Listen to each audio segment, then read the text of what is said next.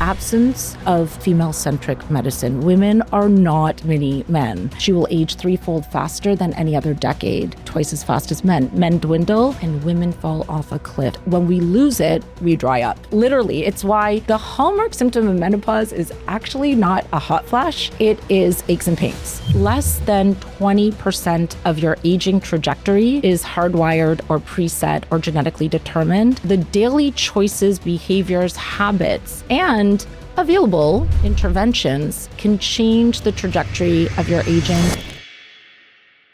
Hey everyone, welcome to the OptiSpan podcast. I am thrilled to be joined today by Dr. Jennifer Pearlman. She is the founder, owner, and medical director of PearlMD Rejuvenation in Toronto. Jennifer, thank you so much for coming to Seattle and OptiSpan HQ to do the podcast with me today.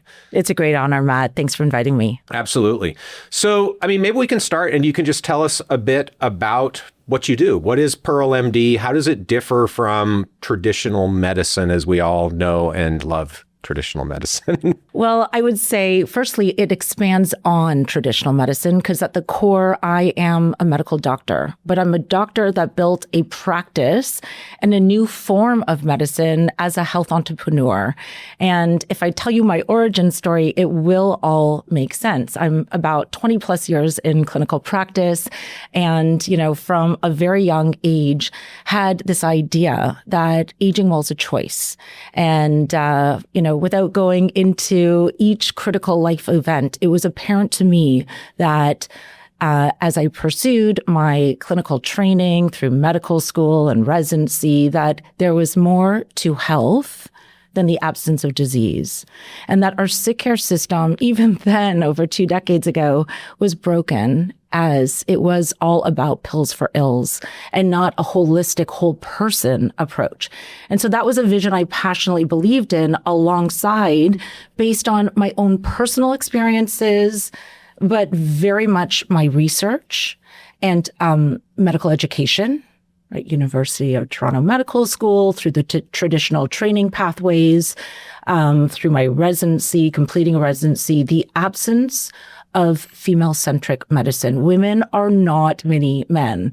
And I don't know where it all originated. I give great credit to my mom, an incredible, I guess I would use the word feminist, but just a powerful woman that taught me from a very young age that women have a voice and that we throughout society, but very much throughout the biomedical research and healthcare system are mistreated, honestly. Understudied, underfunded, underdiagnosed, undertreated, and that this resulted in a healthcare disparity. So that as I developed my career goals or my path, it had a female centricity. It was more holistic, and it was about aging powerfully. And I set up this, the stage with that because post-residency, so I ended up completing a medical residency based in Toronto, concurrent with a career in finance. It's such an unusual path, and it might sound like it makes no sense, but my job was literally working as a healthcare analyst, studying healthcare companies, the best healthcare companies across the world, but Matt, at the nascency of, the med tech industry, the biotech industry. It was actually a momentous time in medicine then. We're talking about the turn of the century. That's, kind of my stage, my age. I was minted a doc the year the human genome was decoded, and then started pursuing, concurrent with the residency, this job in finance that allowed me to do deep dives in the business of medicine. And I understood a lot. As your audience may know, I'm a Canadian practitioner. So from both the Canadian public monopoly lens, the business of medicine, of course, the U.S. healthcare system is the demand engine to the world, right? Especially when it relates to pharma and medtech. But as well, it was the beginning of a new era of medicine, right? The genomic era of medicine. And, my path, which included a deep expertise in menopause, credentialing, helping to run the largest menopause clinic in Canada at the time for many years, and building a unique model of medicine at PearlMD. over the past 20 years that encompasses a female centricity, a female focus. I do see men. Men are now kind of moving into the space of powerful aging. I like to say we have new language to welcome them, the whole language of longevity. I had a holistic approach based on my functional medicine or precision or integrative medical background. There's all these different terms that we use. I know, and that's why I have to define it. Sure. Honestly, it's root cause medicine. It's like get to the root cause, not pills for ills, and also intimately know you. Back to my first answer, because it's a long-winded answer, which is at the beginning and end of the day, I am a doctor and I'm treating a patient, and there's an indication, and there's a science-informed, may not be large RCTs because Big Pharma didn't fund it, but science-informed care path for you, not just a script, right? Yep. And so just the pillars of my practice of, holistic medicine. And then I'll just touch on the idea of aging well. Well, where we started with a proactive approach, aesthetics, the skin. So back then, I talked about my early foundational kind of stage of medicine. It was Canadian mentors that helped discover cosmetic Botox. We were doing pioneering work with, amazing doctors, physicians, scientists I'm still connected with in women's health. And actually one of my mentors, a Toronto-based endocrinologist and scientist, helped discover GLP-1. Wow. So think of back then, 2 decades later. And now, Matt, as you know, we've talked about this, we're at another momentous time with the emergence of regenerative medicine and AI. So for 20 years, that's what it's been. And in the last, I would say 3 to 5 years, this real shift, not just within my practice, but very much as from a within practitioner, practicing, let's say, healthy longevity, regenerative medicine that is increasingly empowered by intelligence, whether it's our wearables, more, bioinformatics and different ways to utilize AI to deliver better medical care. And I want to touch on all of those topics because I think each of those deserves a deep dive. I mean, one of the things that I think of, though, is you were 20 years ahead of your time in many ways, right? I mean, you were thinking about women's health at a time when it was certainly neglected, probably still is neglected, but certainly was then. You were thinking about longevity, probably didn't call it longevity at the time, way before it became popular. And so I guess, one of the questions I have is maybe just talk at a high level about how the ecosystem has changed in that time, right? Because there's been a lot of change and it feels like the change is accelerating. But what are some of the things that you've seen that have, really shifted from 20 years ago when you started PearlMD to now in those domains? And then I want to do a deep dive starting with women's health and hormone therapy, because I know you've got a lot of information there that's really important. Yeah. I think to answer your question well, I'd have to parse apart the 3 elements that you touched on in the question. The, reemergence, I would say, of women's health as a, frontier. And, I like to say menopause is hot. And when you say reemergence, though, what do you mean by that? Oh, because I'm so old. Back when I was studying it, it was a lot more commonplace. Like when the WHI first enrolled. It was before the WHI 27%. Results. Well, it probably started enrolling in 92, but prior to the, revelation and misreporting or kind of the adverse effects of the reporting of a trial. Misinterpretation, at least. Well, honestly, I think the problem was, and I think we should not spend too much time on the WHI because at its very design, we knew it wasn't actually studying the women we are treating.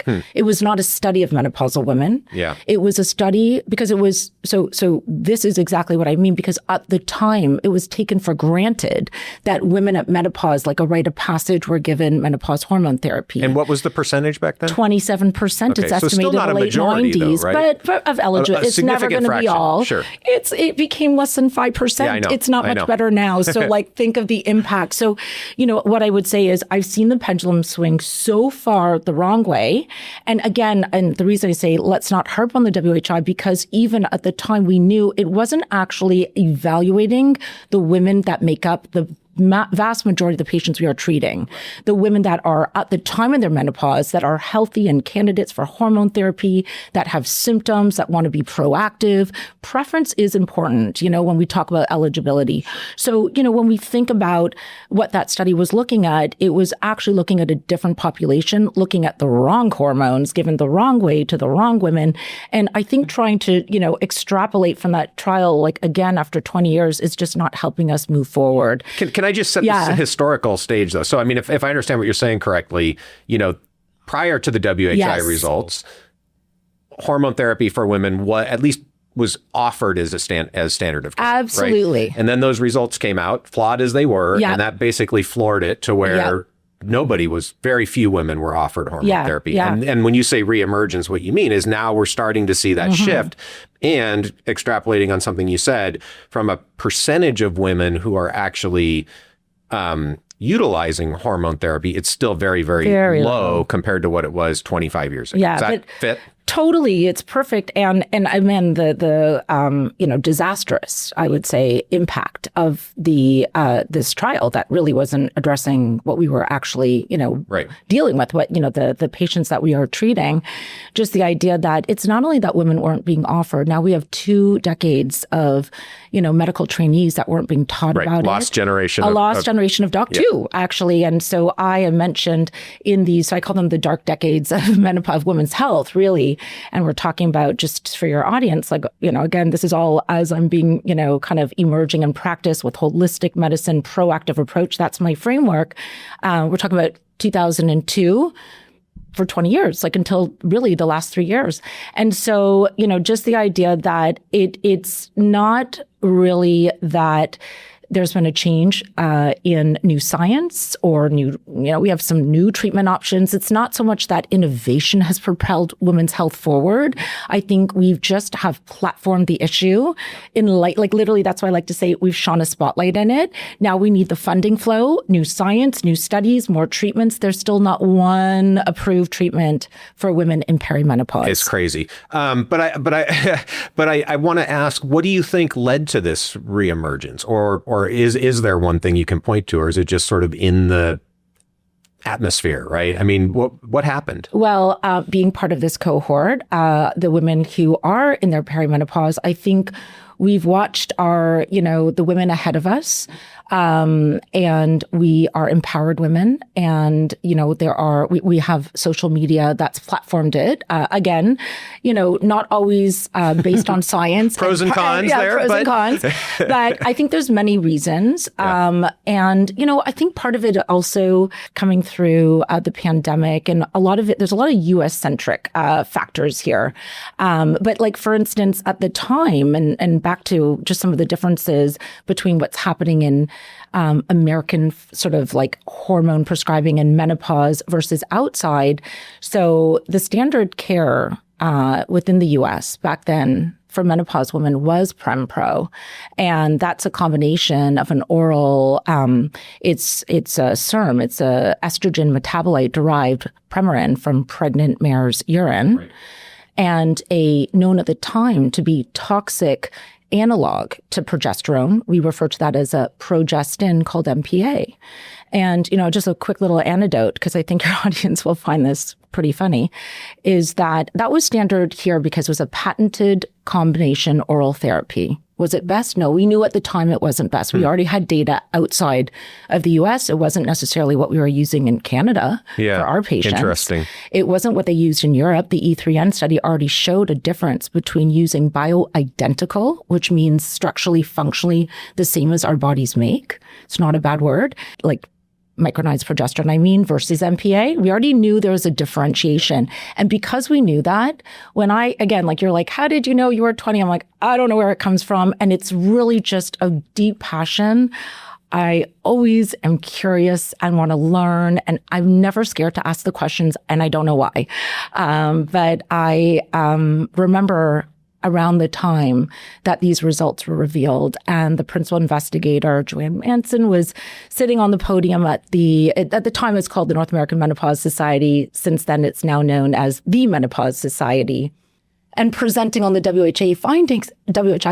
And I come up to her and I asked her, I said, Joanne, why did you, in your study design, drop the micronized progesterone arm of your trial? Because had you not done that, we would have had all the answers. We would have been able to distinguish some of the toxicities that we now know are very much associated with the MPA. And she said, because, Jennifer, they pulled the funding. Mm-hmm. Who's they? Big Pharma. Who controls Big Pharma? Who's pulling the purse strings? It is not the women we are treating. And I was in my 20s at the time, Matt, and I kid you not, I could feel my jaw, it didn't, drop to the floor, and this wave rise within me and just propel me to realize I need to take charge and help move the women's health agenda forward. And guess what? And this is like a long time ago, before cell phones and social media, but someone took a photo of me asking the question this very minute. A photo was captured. And to this day, if you go to sign up for the Menopause Society annual meeting and you look at the webpage, you will see me, little me in my 20s, asking Joanne this question and my face. And Matt, like, this was the epiphany moment in my women's trajectory. Yeah. Well, and I think there's a lot there. First of all, it's very courageous to even ask that question at that career stage. But I think, and leaving aside the pharma funding research piece, which is problematic, right? I mean, again, this is where I think, government funded research has an important role because you don't necessarily have those intrinsic biases in terms of the way the research is done. And when bad science gets in the literature, it takes 2 decades to clean it up. That just is a ballpark that I've seen in my career. And I think this is unfortunately what happens when flawed data becomes dogma. It takes a long time to correct itself. We have a saying, Matt. It's not the most kosher saying, but the saying goes like this: medicine progresses one funeral at a time. Right. It's sad. And here we are, 2 decades. Saying. Yeah. I don't have a similar saying for the academic literature, but I'll need to come up with something. Can I quickly touch on the other 2 parts of your question? Yes. Because I think they're really important too. And they also had this sort of pendulum shifting effect throughout my career, which is like only getting started. But the idea that 20 years ago, and it very much aligns my journey in, if we use the word functional medicine, was very aligned with this whole revelation of, the WHI and my desire to really care for women. And what I will now, as we get into my FemSpan framework, talk to you about as the actual additional vulnerability of female biology to the environment. We call that the exposome, and the importance of lifestyle and, connectedness and mind and body and stress and resiliency and all these things that I learned nothing about in medical school. And so this journey of mine that led to, a fellowship and faculty, and then, really joining globally kind of the experts in what we will now call, because the language evolves as the movement is mainstreamed from the fringe, which I never saw it as, but there are, and you know this too, we've talked about it, fringe elements, that I, on that fringe, always believed that we could be at the frontier and push medicine forward. And we are there. And guess what? The language evolved as well. And I've used some of these words in conversing with you. So from functional or holistic to integrative to the science of precision medicine. And guess what's allowing that? It's not just mainstreaming and attention and acceptance. It's scientific innovation and progress. We now have the bioinformatics. I mean, what is knowable to me about me and your patients and my patients within my practice, not sending them off for like inaccessible, ridiculously expensive. We know there are those as well. Sure. Really advanced or still esoteric biomarkers, but there is so much knowable. And again, just a shout out to my kind of Canadian healthcare system, being within a Canadian healthcare system, so much of actually what is insured and available to us even before we layer on AI, just looking at these information sets with like very comprehensive lenses as opposed to siloed approaches, like your conventional doc that's looking at what's flagged, as opposed to pattern recognition over time and profiling and connecting to the story, the subjective, the clinical story. I mean, I am a health detective. I like put the pieces. I saw your puzzle out there. I love puzzles. That's my analogy. Like particularly for women, it's a massive jigsaw puzzle, and it's coming together and then pulling it apart. I'm glad you said that and not me. Yeah, for men too, but you don't have as many pieces as us. That's true. So that's my answer to that. And, I think it is without a doubt that if we want to take charge of our own health or take charge with our patients of their health journeys, if we're not practicing precision medicine, N of one medicine, then you're really in the dark ages. And then the third thing you asked, which I really was excited to answer that as well, because talk about language change when we look at the aging well movement. So back in the day, I talked to you about, the pivotal, time that I was minted a doc, and at its nascency and with my kind of origin story, this will make sense. I like to say in the early days, I had the first two longevity drugs, which was estrogen and Botox, and like nothing about those specifically, just to say that this was our first kind of, and we certainly know now that both the ovary and the skin are early organ systems to age and very amenable to a proactive aging plan. But the language used then, not by me, never by me, but the language used then was anti-aging medicine. Mm-hmm. And again, 20-something-year-old me, I'm like, that's just not a nice word. It has a negative connotation. So with that, kind of health entrepreneur mindset, I branded my practice, PearlMD, or, my name's Pearlman. I dropped the man, although I'm still married to him, replaced it with the MD. And I like the pearl image because the oyster, just something, a jewel within the oyster. And the oyster has many special meanings to me. So that's that brand. And then, the deliverable, what we do was ageless vitality. And it was based on my belief that regardless of your age and for your ages, you could know optimal health, well-being, and vitality. And vitality, I know that word is kind of well known now, but back then, no one knew the words vitality and rejuvenation. And I had to explain it based on chi or prana, that vital energy within you. And I feel like you will identify with this as well, but I have always been a person of enormous energy, but I'm very in tune with my energy. And, I know that when something's off, I'm stressed, I haven't slept, whatever it is, my biomarkers would all be perfect, right? It's not that I'm sick. Right. And I can still do everything. I'm not performing well, but that idea that there's something else that we're looking for, I hear it all the time from my patients. It's almost like you don't know how unwell you were until you start feeling better. So back to the advancement of language and my mindset way back, which was like really pretty out there at the time. I'd say it's only been the last 3 to 5 years that, frankly, men and money have come into this space. And wearables, the science of regenerative medicine, for sure, of which women are a big part of course, but the idea that we've changed and advanced the language using language like longevity. And longevity is a powerful word, but I think we both agree it might be hijacked a little bit in some of these fringe elements to the concept of powerful aging, like biohackers and DIYers and, some of the like. Yeah. And I don't want to spend a lot of time on that, but I am interested because, you've sort of existed, I would say, in the realm between traditional medicine and the fringe elements, right?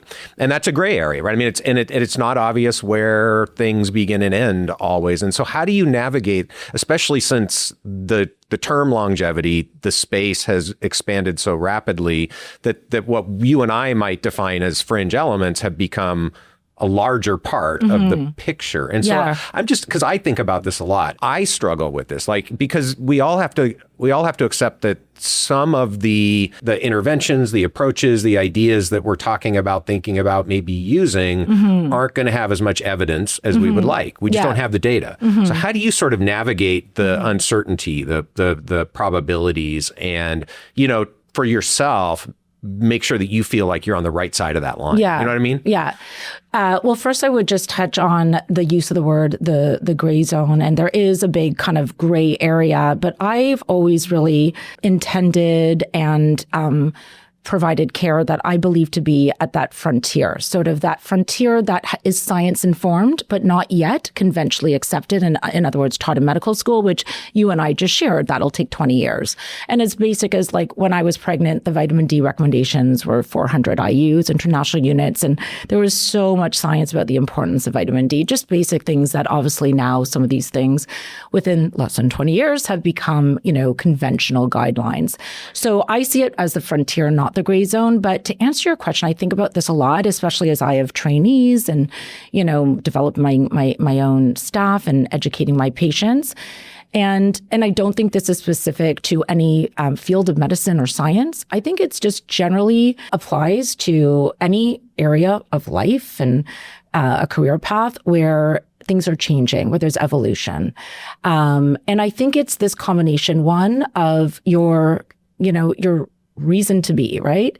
And for me, it's I hope I've shared some of it at least, is a really deep passion. I'm genuinely passionate. It comes from within. Second is you need intelligence. And obviously, I don't mean AI. I really don't. I think AI without intelligence is horrifying. But I mean, you need that expertise and real world experience. Like, again, in Canada, we just see so many patients. You just need like learned experience, gained the hard blood, sweat, tears, earned intelligence. And then the third ingredient, so you got to know your stuff. You have to have a real passion and care. Like, you're not going to be drawn by, you know, money. And then the third criteria is the most important. And without it, the other two, not only do they not matter, but they're dangerous. And it is integrity. Mm-hmm. Yeah. And if you can walk through a trade floor, expo, or you can get calls like I get, you know, and you're just, doesn't make sense. Is it biologically plausible? Does it fit into my, you know, is it scientifically informed? We already talked about the large scale RCTs. That model does not fit with N of 1 medicine. And so actually that's why I'm here today, because when I think of those criteria for moving medicine forward, in my few interactions with you, think you embody that as well. And so I'm so grateful for the platform. Well, thank you for that. And I agree completely with the way you laid that out. I think that was very eloquent. I guess the question that I think people may be wondering is, how do you identify people who share that? Because there are lots of people out there with MDs or PhDs on the internet with large followings who are telling them things that I would suggest are not true. But how do people navigate that signal and noise problem? How can you find people who are credible and have integrity and have experience? I'll answer it, but I'm going to throw the question back at you because I kind of see it in you too. I mean, I would say one of my really well-honed, but partly innate, and I think it has to do with, you know, my biography. I'm the granddaughter of Holocaust survivors. I have this survivor instinct. I have a very strong intuitive sense, and I'm a deep empath. Like, I really feel energy and I really connect with people.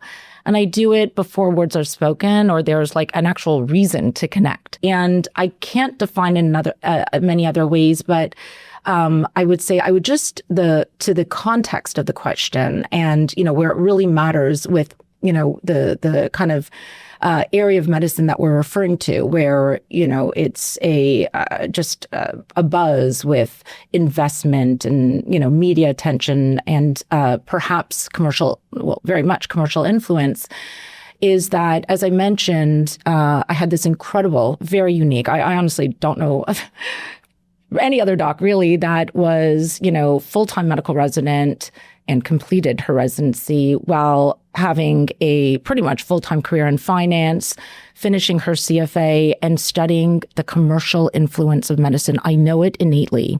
And I actually wrote kind of my doctorate, like my, like it's this, I should publish it, massive novel on at all layers of the biomedical ecosystem, from study design to clinical application, the influence of commercial interests. Now, I am not against that. As you indicated, I do not think we should rely on government, especially these days. True for Canada and the US, there would be no progress.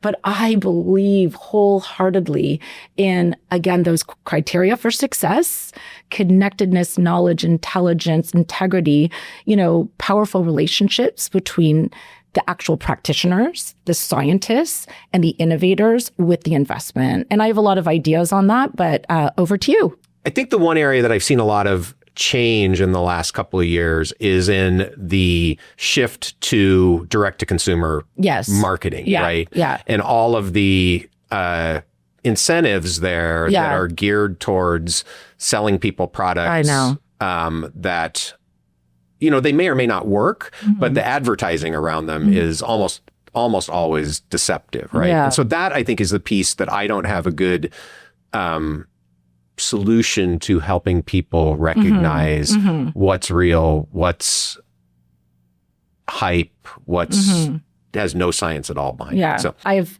3 quick points on that really important trend you're speaking about, which is that, first of all, there is this sort of American, sort of flavor to that, which affects the rest of the world. I mean, as a Canadian, we get American content all the time, but just that direct-to-consumer advertising of healthcare products has always been allowable here and uniquely in the world, actually. And there is a rise of consumerism. And, I think with more information, the commoditization to some degree of health information, which is both good and bad, that's something we do as healthcare practitioners and innovators want to be mindful of. And my philosophy is embrace that. And for instance, my medical model, as you might be able to tell as we get into the nuts and bolts, it's complicated. You need health literacy. You need to be empowered. You need that consumerism to some extent. So the language I use is marrying enlightenment with empowerment. And what I mean by that is biomarkers, a health guide, the information that maybe layers, some nuance on what you've brought me, and then empowering you with a plan, maybe prescriptions, maybe some additional testing, and cheerleading you and following you. Yeah. And I think that's great. And I think that works at the individual level, right? And you can do that with individual patients. I guess, I'm always thinking about, the goal here is to bring this kind of care to as many people as possible, optimally everyone, right? And so, how do you bridge that gap, which we're not going to solve today, but I've yet to figure out how you do that at the scale that would enable most people to differentiate between what's real, what's noise, what's I would beg to differ with you. I think you are doing it today by putting high quality health information out there on a platform like this. Yeah, I think that's a start for sure. Yeah, the challenge is there's a lot more information out there that is swamping the signal from the noise. Okay, so let's shift gears and talk about hormone therapy, because I know we really need to do a deep dive there. There's going to be a lot of super valuable information that you've got. We already sort of touched on the Women's Health Initiative, so we don't need to hammer that anymore. Yeah. But I mean, I guess as a starting point, we've said that maybe 5% of women who are in that perimenopausal or menopausal stage where they might consider hormone therapy are actually getting it, right? So maybe just start by talking about a woman who is in that stage. What should she be thinking? How should she approach this problem? And then we can get into the nuts and bolts. Perfect. Well, first of all, I would back up and say, before even thinking about hormone therapy, is the idea that taking charge for women, particularly of the midlife transition, We can use the word menopause, but menopause refers only to her last menses diagnosed in the rearview mirror. So we can talk about the menopause transition. And since that timing does not always correspond chronologically to a woman, let's say in her late 40s, early 50s, I think it's useful to think of this, kind of reproductive aging transition and why this is so important to have a proactive approach. And I coined this, I call this my FemSpan approach, which I'll decode with you because there's a lot to it. Of course, hormonal health is integral, is so important is because without a proactive approach, through the decade that saddles a woman's final menses, her menopause, she will age threefold faster than any other decade. And that's, by the way, twice as fast as men. Men also have some midlife age acceleration, but I like to say men dwindle and women fall off a cliff. And it doesn't have to be so. And it's not just about hormones. We've talked a little bit about the many things that are changing in the early stages. And if you think and just use average numbers of, let's say, the 7 years preceding that final menses, there are many different stages of what we can call late reproductive age through early to late perimenopause. And that 7 to 10 year time frame is often these sort of small tranches, 1 to 2 year tranches of significantly different profiles, different symptoms, different health risks that are often occurring. I mean, think of the women, these are the women in their mid 40s, busy career, busy family, aging parents. Like this is not being even brought into the doctor's office. Mm-hmm. The symptoms are broad and vague. And by the way, every woman will go through menopause, but not two women will go through it the same way. Right. How can that be? There are 200 symptoms of menopause. Even for the same woman at every stage, it's going to evolve and change and be shaped very much by her lifestyle, her environment, her mind, her stress and her mindset, her life experiences. So before we get into the idea of, hormonal health, and I call it HOT, hormone optimization therapy. Let's just talk about the why, and then I'll talk about the what, and then we'll talk about the how to. So why take charge of midlife? By the way, this is all true for men, but for women, it is paramount. So first and foremost, what brings most women until recently in the door seeking care is symptoms. This is a very symptomatic time of life. And as I explain a little bit about, the mechanisms, you'll understand a little bit more how pervasive symptoms of menopause are, where as the woman may still be cycling, she probably often has no idea that it is connected to the reproductive aging and ovarian senescence she is experiencing. So symptom management, the one she knows, the one she doesn't, the one she's experiencing, the one she will invariably. 2, disease risk emergence. Pretty much every chronic disease of aging, women are hit with harder at a timeline that brings her back exactly to her menopause. Every single chronic disease. If you get ahead of it, manage menopause, you can reduce her risk of whether it's insulin resistance, diabetes, cardiovascular disease, bone, and I'm not talking about the role of hormones alone, but we know a proactive approach to menopause, as I define it, will improve her brain health in the long run. Right. And then thirdly is what I explained, it's healthy aging, because there is an age acceleration without a doubt at menopause. So symptoms, disease risk, longevity. That's why.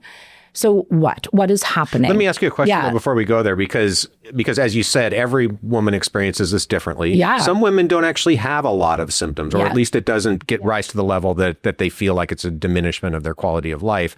What would be your recommendation to women about when to start thinking about this? And particularly those women who may not have significant symptoms, how important is it for them compared to women who have extreme symptoms as they're going through this? Let me answer the what, because it's going to answer that question, and then I'll get into the nuance. Okay. And I have never heard anyone describe it this way, but I promise you this is the biology. If we look at the experience of menopause and the underlying biology, there are at least two simultaneous processes that we need to understand and address. And they happen on different timelines, and they have widespread short-term and long-term effects. So the first is the hypothalamic dysfunction, dysregulation, the brain side of menopause. And if for your audience, the hypothalamus is like the Wi-Fi network of the body, of the brain, and it's survivor brain. It controls temperature, thermoregulatory control, your sleep or circadian rhythm, your mood, your hunger and satiety, and reproduction. And very critical for this brain, the hypothalamic function, to be in sync for all of these pathways to thrive, is the negative feedback, the signaling from the ovary via estradiol. And as that starts to change, and I didn't say disappear, you literally have just haywiring. It's a complete dysfunctional state of the hypothalamus.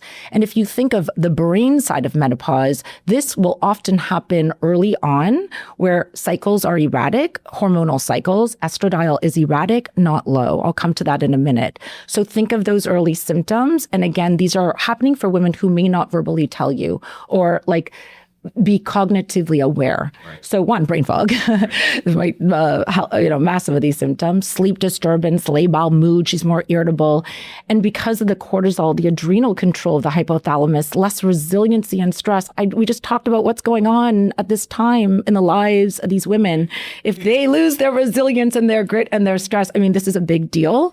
And obviously, there's the snowballing effect, loss of control of ovulation. So And structurally, it's not that the hypothalamus itself is structurally damaged. It's the signal from the ovary that is leading to dysregulation of the hypo, at least initially. Yeah, right? I'd say initially. There's the short-term symptoms, but we do know that then there's inflammation, mitochondrial changes, demyelination changes. And so the long-term brain consequences from menopause can be very significant. That's what I'm Women getting have at. two-thirds. Where if you can address the signaling piece, you can offset some of those longer-term consequences if you do it early enough. Yeah. So so just to kind of get into the weeds a little here. So if you're doing proper testing, which conventionally we say don't test, just treat symptoms, and you're seeing those women, and I see them often, the women that have high and sometimes persistently high pituitary hormones, FSH, this we now know is not only a marker of her menopause, but a actual driver of symptoms and long-term disease risk. And even although these are typically very symptomatic women who have persisting vasomotor symptoms and other, mood and sleep disturbances, if you can, through HOT, hormone optimization therapy, provide back some of that negative feedback and control that signal, you not only mitigate the short-term symptoms, but likely the long-term risks. But let me come to the other part, because this is to your answer, the question, okay, so the woman's here, maybe the FSH is not so high. She's like, I find my real, the warrior women, they're so busy with their life. They have a resilient mindset. They're not bothered. Stats suggest the otherwise, right? 80% of North American women have significant vasomotor symptoms, hallmark symptoms of menopause, and half of them are completely incapacitated. They're bothered by them. So it is a vast majority that are symptomatic. But if you're lucky enough not to be, you still have the other part of menopause to be mindful of. And this side, this is the ovarian side. This is the progressive, pervasive, and peripheral effects of estradiol depletion. Mm-hmm. So estradiol is ovarian estrogen. It is the regenerative signal to the body. And when we lose it, we dry up. Literally, it's why the hallmark symptom of menopause is actually not a hot flash. It is aches and pains. We literally lose the support of our extracellular matrix. And as a practitioner that has supported women on menopause journeys and aesthetically cared for them, you literally see menopause in the mirror. Your skin is the organ system with the vast majority of your body's fibroblasts, which are akin to stem cells, 40% of your body's fibroblasts, and promoting fibroblasts' regenerative function is estradiol.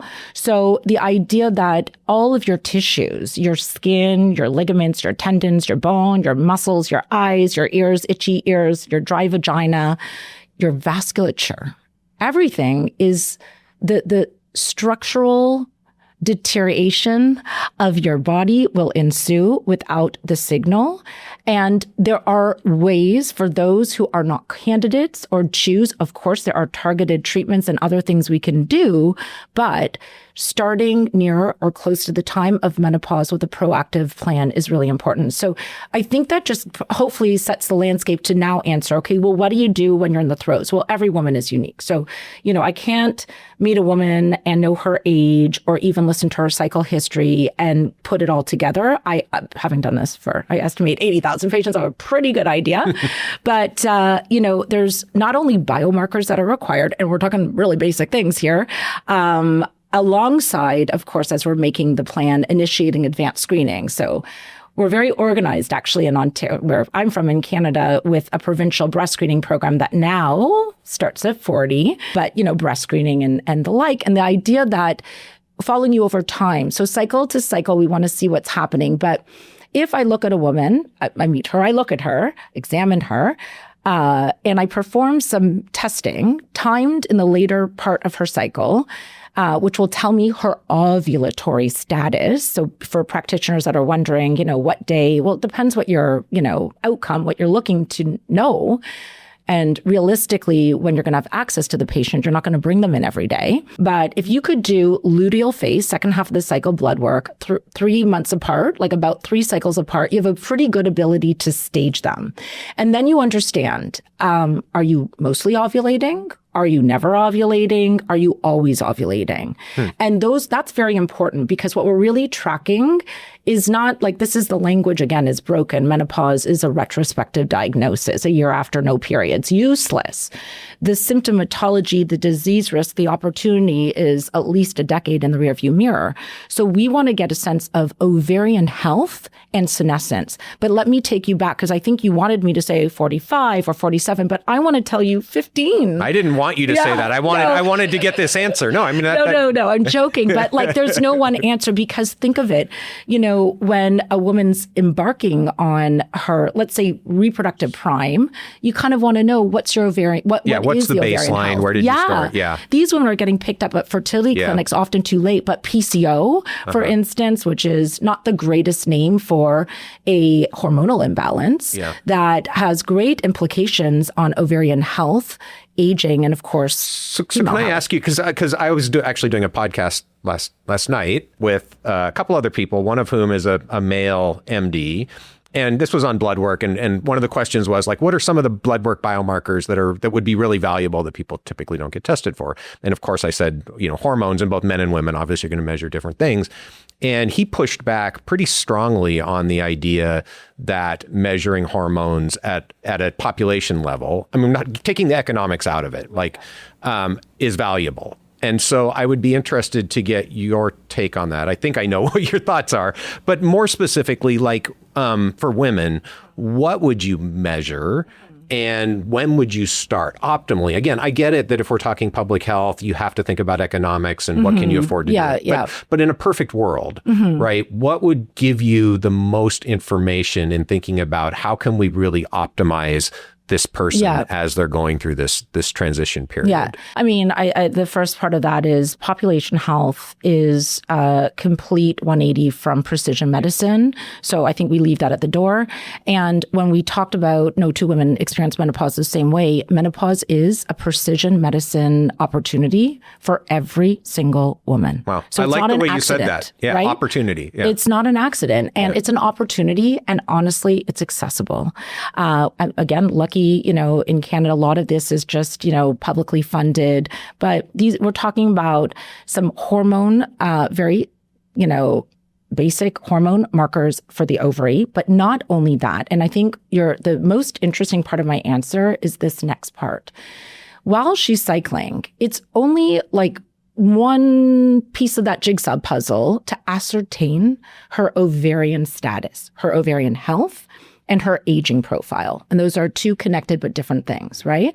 And what I mean by that is I'm looking at hormonal balance profile. Is there underlying PCO? Are there other endocrine or estrogen biosynthetic or detoxification issues, which I sometimes can see with estrogenomics and other ways. So what do you mean by estrogenomics? Looking at some gene pathways that shape estrogen production. So these are genetic variants that the woman may have. Ovarian estrogen production and peripheral that, for instance, can upregulate the effects of aromatase in the periphery, often induced by environmental factors like the pervasive pollutants in our environment or endocrine disrupting chemicals. So we can know a lot about her ovarian health, her aging, her hormonal profile. But that is just it's a big one, but it's one piece in the jigsaw. And I'll touch on what else would be important and readily available. Is she inflamed? Okay. Does she experience autoimmune disease? And when I get to the sort of our female aging advantages, women are blessed with this very robust, vigilant immune system, but that also predisposes us to experience the vast majority of autoimmunity. And if you're walking into midlife, experience menopause with Hashimoto's, that's uncontrolled. So, of course, we're looking across the primary hormone cascades, your thyroid, your adrenals, your insulin. We're looking at inflammation. We're looking at autoimmunity. We're looking at stigmata of metabolic disease. Metabolic fatty liver. We call it MASH now. We're looking at some, I'd say, broad strokes. I do have the advanced testing, and I think, I can touch on some of the things I think are valuable. But if she's vitamin D deficient, and I see that I'm Canadian, we get, not that anyone should get it from the sun, but you're not getting it from the diet. You're I live in Seattle, there's no sun. There's no sunshine. And this is a vital hormone that has a receptor on every cell of her body. So, just a sense of where she is, get that baseline, track her, and recognize that you want to put all the pieces together. And maybe, if I may, and I'm stepping beyond, the question, just to suggest that there are two things happening simultaneously. Everything matters. Inflammation, autoimmunity, nutrition, environment, lifestyle, stress, sleep, everything matters. But there are two things happening simultaneously, and they are connected. So first is this amazing fact, actually, that human women are one of only two species that outlive their reproductive life. So if you think of it, over the last 150 years, reproductive life has not changed, right? We have about 4 decades, approximately, so 50, right? It takes about a decade to set in. So around 50, it's our post-reproductive life that's increased. Our reproductive lifespan's not changed. It's pretty hardwired. Right. And we and toothed whales have evolutionarily adapted to outlive the end of our reproductive life. The grandmother theory, or wise woman theory, posits the why that older women are so experienced and intelligent and valuable. I like that theory. Our grandmas allowed moms to reproduce and dads to hunt or gather, but that's the why theory. But my Dr. Pearlman theory is the how. And that is the metabolic theory of menopause. This is what I've called it. And I'll lay out the biology to you, but it'll help explain why the idea of when to test in an era of, it's the metabolic pandemic, right, of early onset metabolic disease. We have an interconnectedness of the ovarian aging and loss of ovarian estrogen, estradiol, with a metabolic derangement, or 180, in which, even if the scale does not change, which is not the case most often, on average, for every year in the menopause transition, a woman will gain 3 to 5 pounds. So if you think 5 to 7 years of transitioning, 15 to 30 pounds, this is very significant, right? Every 30 pounds of weight gain at menopause, her breast cancer risk increases by 50%. So she's getting fatter, even if perhaps the scale has not changed. And that is visceral fat, not the good, healthy skin fat that keeps you young. So it's not only body weight, but body composition. Body composition. And these are connected. Because we're becoming insulin resistant, because of the loss of ovarian estrogen, and this is both an evolutionary adaptation, because our visceral fat is an endocrine organ. Right. It produces from our androgens. So women after menopause, not on menopause hormone therapy, have more testosterone, an important female hormone, than estradiol. We are converting our androgens into estrogen, but estrone, a less favorable, less potent, more toxic, more carcinogenic, more mutagenic, more thrombogenic form of estrogen through our fat tissue. our fat becomes the reservoir of estrogen production, even if it's not as favorable. After our ovary declines. And so the idea that it allows us to keep going, because estrogen's the hormone of life, but with risk. And the risk is both, our aging tissue, but the idea of metabolic, dysfunction, let's call it. And we can measure that. So insulin resistance, I talked about, signs in the fatty liver disease. We want to get ahead of that. And they're not always in sync, because clearly your ovary and let's say the soup or the sponge of your insulin sensitivity are driven and influenced by different factors. So muscle, skeletal muscle, and your liver predominantly that are upholding the integrity of your insulin resistance for women that walk into their menopause or tiptoe because they're doing so well with strength and optimized body composition and genomics, because I talked about genetic susceptibilities and a healthy liver without the toxic burden. They're already a few steps ahead. So all of this to answer, we societally should be thinking about powerful women's aging plans as so much more than just, does she take estrogen or not? Mm-hmm. Right. Yeah. And I want to double click on what you said about visceral fat, because the first time we talked about this is one of the things that I found so fascinating, because I hadn't heard anybody sort of lay this hypothesis out there before. But if I understand correctly, what you're proposing is that one of the reasons why there is this accumulation of visceral fat in women during this menopausal transition is actually a sort of a feedback adaptation. There's declining estrogen from the ovaries. Visceral fat can sort of make up for that. So there's this adaptation to create more visceral fat as an attempt to kind of maintain estrogen levels. It doesn't work as well, but it's better than nothing. It's sort of the body's response. Yeah. And then what I tell women is, as you pass through your reproductive life and are lucky enough, like humans, we are lucky enough to survive it into our aging life, we can do it with a proactive, empowered, enlightened approach with HOT, hormone optimization, a metabolic reprogramming plan, and a healthy aging plan. And you haven't heard of it because it literally comes from within me. It's my idea, but I just want to share with you my little pearl. I mean, I said the only other species that outlives the end of their reproductive life are whales. And what do whales have? They have a lot of blubber. Mm-hmm. That's interesting. So, and then again, and you and I were in the meeting together where, some of the leading expert voices in the field of longevity are, researching, and thank goodness there's active research in, the idea of helping to extend human health span. But if your studies are in models that don't experience menopause, like the mice model, then how much of that can we extrapolate to women? Right. And we don't know, I think, is the honest answer. Yeah. So let's shift gears then and talk a little bit about the nuts and bolts of hormone therapy. And again, it's a super complicated, I get it, right? But I know that, and I have women in my life who are going through this process, and it's a struggle. Like, it's really hard. It's really complicated. A lot of women don't know what to do. So maybe we can just start at that level. Like, what would be your advice to somebody who's experiencing this, outside of, find a good doctor? Yeah. That's really hard. But what can they do right now to sort of start the process for themselves, to be thinking about this? And what are the questions to ask? Well, I think in the last several minutes, we covered what you need to know to kind of walk into the therapeutic question. Yeah. And so let's talk about, how do we unpack the therapeutic options? And I have a very multi-layered approach that each nuance just deserves a little bit of an explanation, because there's so much hormone misnomenclature, confusion, and misinformation. So the first is the concept. So we've established where you are. You're going to embark on hormone therapy.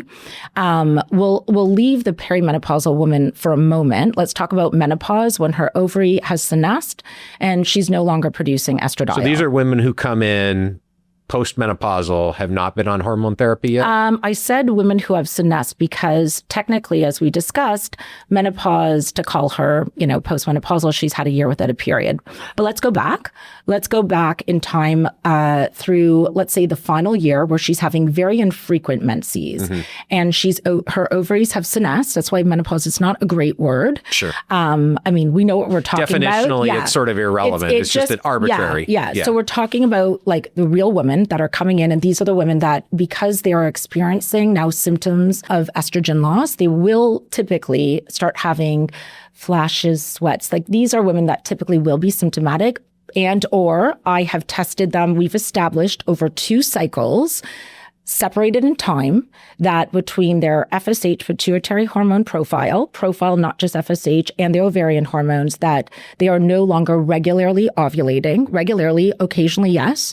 Even after menopause, you can have a post-menopausal ovulatory event. When I track, I do track. This is part of what makes it so darn complicated. It's very complicated, but let me take you through, and then I need to get to the nuts and bolts. So basically, when this, by the way, it could be a woman 45, and she continues to have 2 or 3 periods, per year for the next 3 years. So forget chrono age.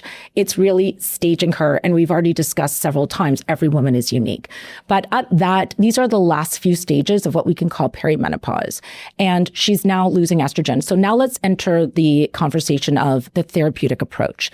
So first is this word that gets a lot of rap. And I want to reclaim it. It's a very important word. And I don't know why women's health gynecology, all the problems are here, but the word is bioidentical. Like, why would you ever not want something that structurally and functionally is just like human identical biology? To what's in your own biology? Yeah. I don't care what you call it. Suzanne Summers did not invent it. This is the term. Why did it get a bad rap?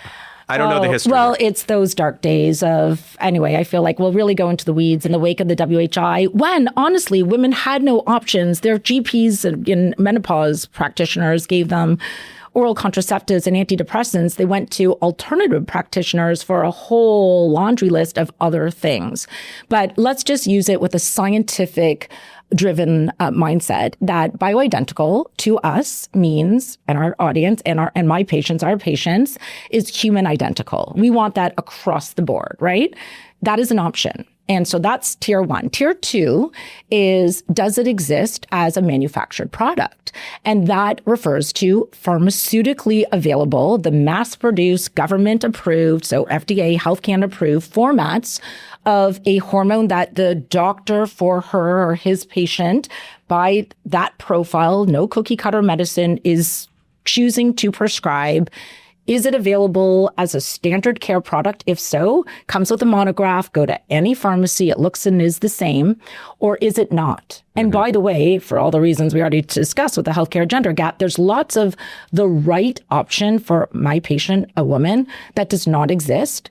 Because for many different reasons, the FDA ignored it, the drug lobby blocked it, it hasn't been studied. That would be female dosing of testosterone, the amazing hormone for vaginal health, estradiol, not skin health, that's a whole side story, but estradiol is a weak estrogen metabolite, never approved by the FDA, but is, again, Canadian and American practices are a bit different, available in other geographies as standard treatment for vulvar vaginal atrophy, the condition we now call, I don't love this word, the genital urinary syndrome of menopause. I don't like it because it's not only, again, menopausal women that experience the vaginal dryness that needs this product.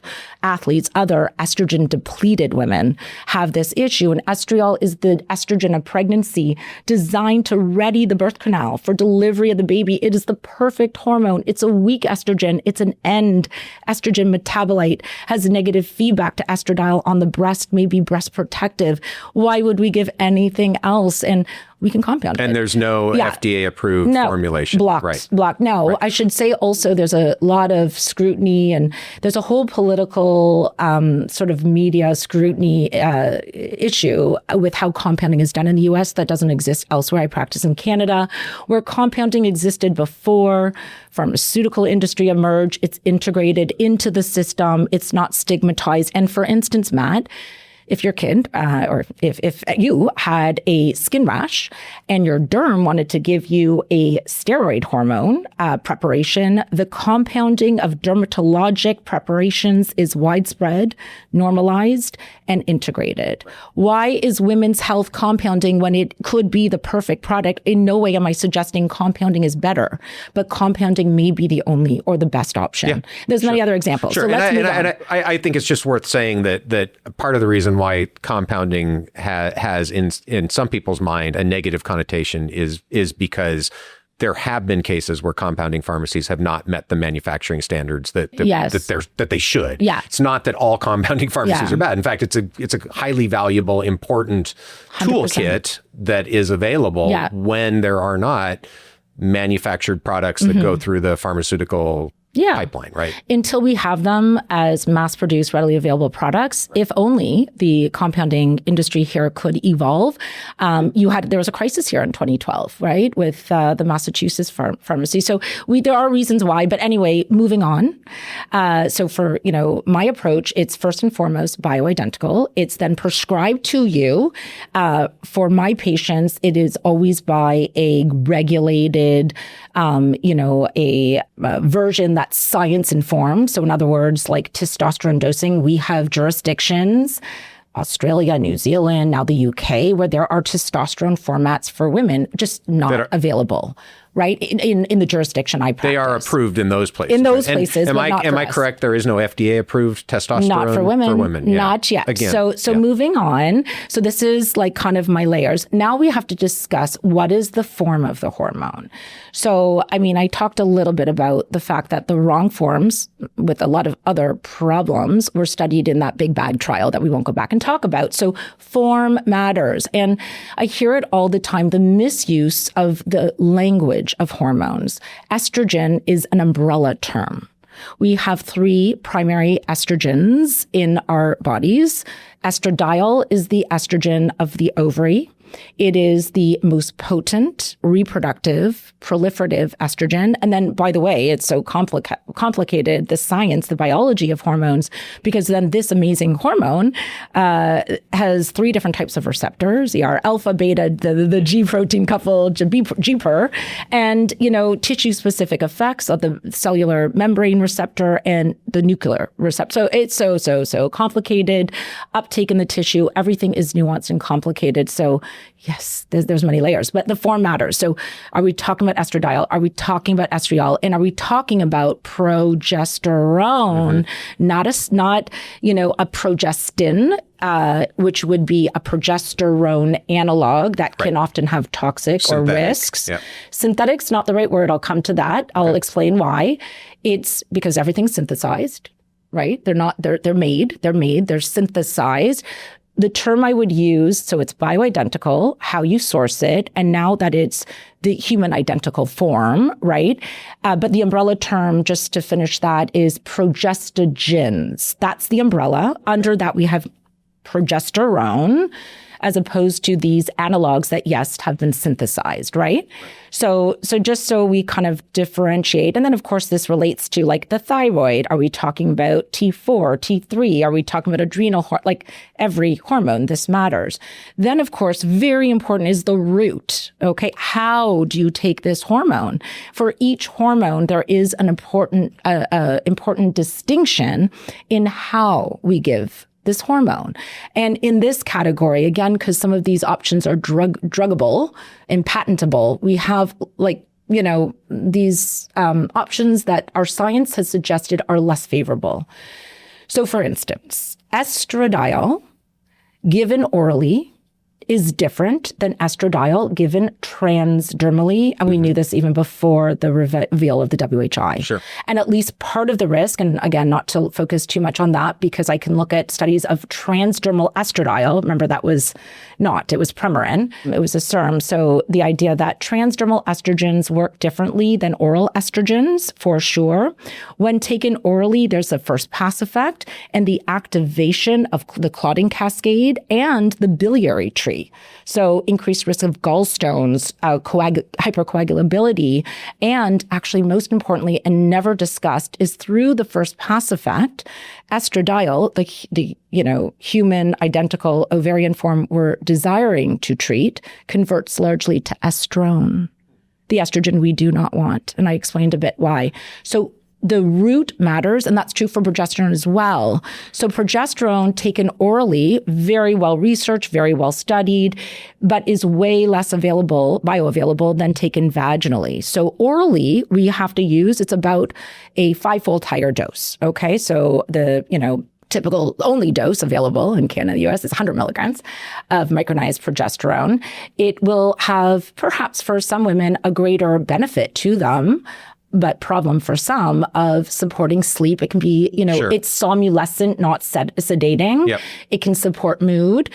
So there's some patients who do very well, preferentially well on oral, and some who do not. And there's a lot of nuance. But for those prescribers that really need progesterone to work and really need it to be directly bioavailable for the actual indication, according to menopause practitioners, as to why, alongside estradiol, they are giving a progestogen, it's to decrease the risk of endometrial hyperplasia and cancer. So that's it, based on very little data, as opposed to looking at the widespread peripheral benefits and other effects of progesterone in supporting your body and tissue and balancing the role of estradiol. I'll explain that. So who am I talking about? I'm talking about reproductive doctors. In the fertility setting, they give it vaginally. And there is evidence, and it's available in Canada, the US, but no companies behind it actually commercializing it. There is a menopause vaginal progesterone therapy. It's 40 milligram product done a few times a week. It's called Crynone. You can't get it, but you can compound something equivalent. And based on what I just told you, to avoid in many women this somnolescence that they might have, and the GI, not that it's a risk with progesterone, it's just less bioavailable. So different from the first pass effect, the direct uterine effects of vaginal progesterone make it more protective. And like the endometrium, where estradiol is proliferative, progesterone is anti-proliferative, meaning blocks the estradiol-driven growth. Same too in the breast, though. So does the oral form of progesterone not give the same anti-proliferative It does, effects? But dosing's different. Lower dose. Yeah. Lower systemic. Higher oral. No, I mean systemic delivery. Not necessarily, just dose adjust. So 100 milligrams equals 20 vaginally. And then the sleep effect, are you saying you don't get that? You get it more, so you get more perhaps sleep benefit for some women. But again, the nuance, some women feel groggy and they don't like it. So just to finish, because I do think progesterone's a little bit of the unsung hero in menopause management, is the idea, because this is where the pendulum's going, honestly, is that progesterone, which was developed using a progestin, not progesterone, to combat the proliferative effects of estradiol on the endometrium, has the same, not antagonistic or atrophic effect as progestins, which just kill the endometrial cells. They have the anti-proliferative effect, meaning yin and yang, perfect balance in the breast. And by the way, the perfect complementary role in the brain, in the bone, and in the vasculature. And in, for instance, for many women, the symptoms of estrogen, fluid retention, progesterone can have a diuretic effect. I like the concept yin and yang. It's not the opposite. It's the perfect complement designed by nature, by our ovary.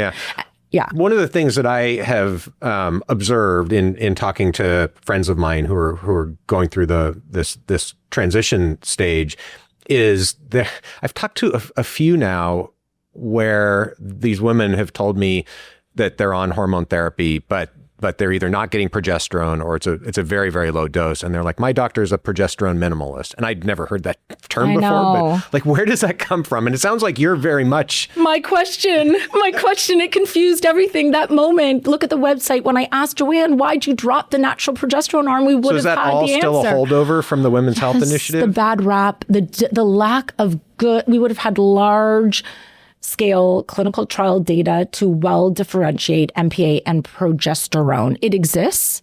It exists out there. There are many other studies. Sure. I get the data's obvious, but it's that there is still, and maybe that's this generation of doctors who sort of, grew up in that interim after the WHI, where they just never got trained. And so there is this stigma still associated with progesterone. Progesterone needs a little, estradiol is the primary regenerative longevity hormone for men and women, but progesterone has a very important role in both men and women. And maybe just to finish, and I'll quickly tidy up the rest of the bit, but where does progesterone come from? And this will talk to my next thing, which is timing.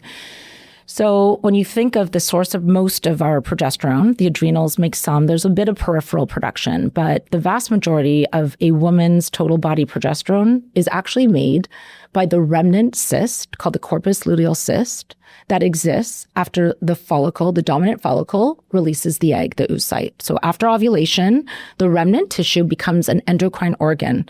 It produces progestation, to promote what is anticipated biologically to be the impending pregnancy. When that signal's not there from the embryo, because there's no embryo perhaps, then there is a decline of the involution of the cyst, the decline of progesterone, which signals the shedding of the lining. And important for your audience to know, you've got a brain cycle, you've got an ovary cycle, and you have a bleeding/uterine cycle. In perfect biology, these are synced up, but very often, occasionally, or very often, or all the time, they're not synced at all. So just the idea timing matters, and let me touch on that because this is also really confused. So the timing. So first, let's think about the stage. You were touching on this. So are we peri? Are we in that stage where she's, her last period was 8 months ago. She'll probably never menstruate again, but technically she's not menopausal yet. So you need to stage and then provide a schedule for hormones. And I'll give you the options that, a woman would contemplate. There's cyclical therapy. So if you're kind of intermittently ovulating and or cycling, it would make sense to have a cyclical schedule of your estrogen progesterone therapy. Mm-hmm. Cyclical is emulating what your body is doing. It's not going to stop menopause, doesn't block ovulation. It is going to sort of piggyback what your body is not doing well, because it's not that you don't have that corpus luteal cyst, but in perimenopause, it's old, it's weak, and it's not making the amount of progesterone you need for proper signaling. So estradiol often in this phase is rising because of the rising FSH. It's drawing more estradiol at the basal level from all the follicles that are getting more resistant, but trying to evolve into that dominant follicle. So rising estradiol, falling lack of balance with this progesterone because that corpus luteal cyst is old and meek, let's say. So progesterone, often luteal, cyclically alone, is a wonderful strategy, along with a few other things I often take care of in a woman who's perimenopausal, but we're all different, and high estrogen. Mm-hmm. And then I give her strategies to manage that high estrogen. So my hot approach here is not giving her estradiol, but nutraceuticals, lifestyle, block the environmental toxins and other things to mitigate that high estrogen, support the pathway, the detox pathways. So cyclical makes sense for some women. And then eventually we have the options of continuous and sequential. And back to the nuance, it's so confusing, I know, but it matters what hormone. Continual estrogen is a strategy that makes sense. We have basal, some estradiol, and menopause hormone therapy targets, let's say, are like early follicular levels of estradiol, right? Like early cycle, not like you're ovulating, not like you're pregnant. Right. So it would make sense biologically, like a decent basal amount to support your bone, your brain, your heart, and enough to control your symptoms. So start low and slow, back to the dosing. This is very important. What dose, how much you are asking.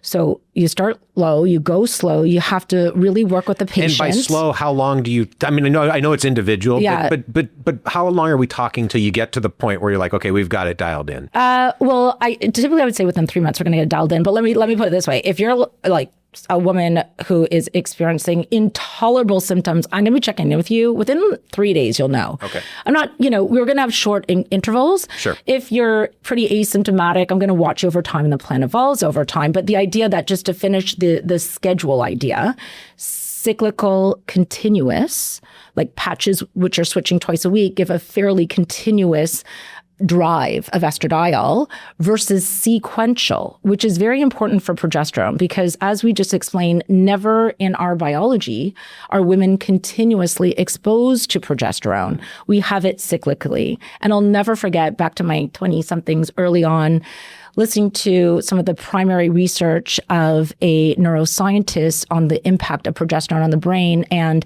there were different models, but the most protective was sequential, which means sometimes you have it, sometimes you don't. So you maintain receptor sensitivity versus the most toxic, which is continuous progesterone therapy. Think pregnancy brain.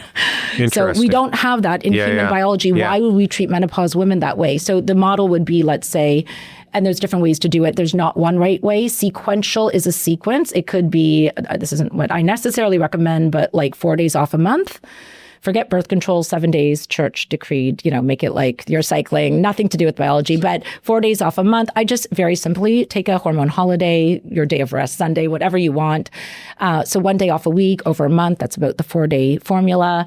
And you just are going to maintain that receptor sensitivity. Okay. So if I understand correctly, what you're saying is a woman might take progesterone 6 days a week, take a day off, and just do that every week. Just it's easy. You get a little bit of a break. Yeah, assuming there's no underlying cycle. Sure. And so the next little bit is two things, and then I promise I'll turn it back over to you. I told you this is great. I'm learning a lot. So I'm loving so this. much. I know. So the next thing is her stage. Okay, so perimenopause. I've kind of been learning quite a bit about some of these futuristic AI models to help women with point of care testing. No, but there's like, let's say 10 different stages of perimenopause.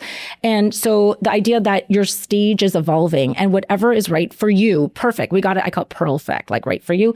It's right for you now. And it will be probably right for you for a few cycles, even if you're not cycling. My whole model is built on this quarterly touch point.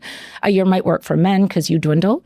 But we women, we are so much more vulnerable to our environment and changing. And just the idea that your stages through menopause, postmenopause, into late postmenopause are going to require a refresh and update, refinement, and an evolution in your plan. And the final thing that is actually partly why that is so important is what's being missed and what is giving me great fear with the hormone hype out there. And that is this has to be expert guidance. So this idea that it's not, this actually so simple, but it was such a doctor epiphany I had late in my career because I want to help patients. And I realized that a patient feeling good is not enough.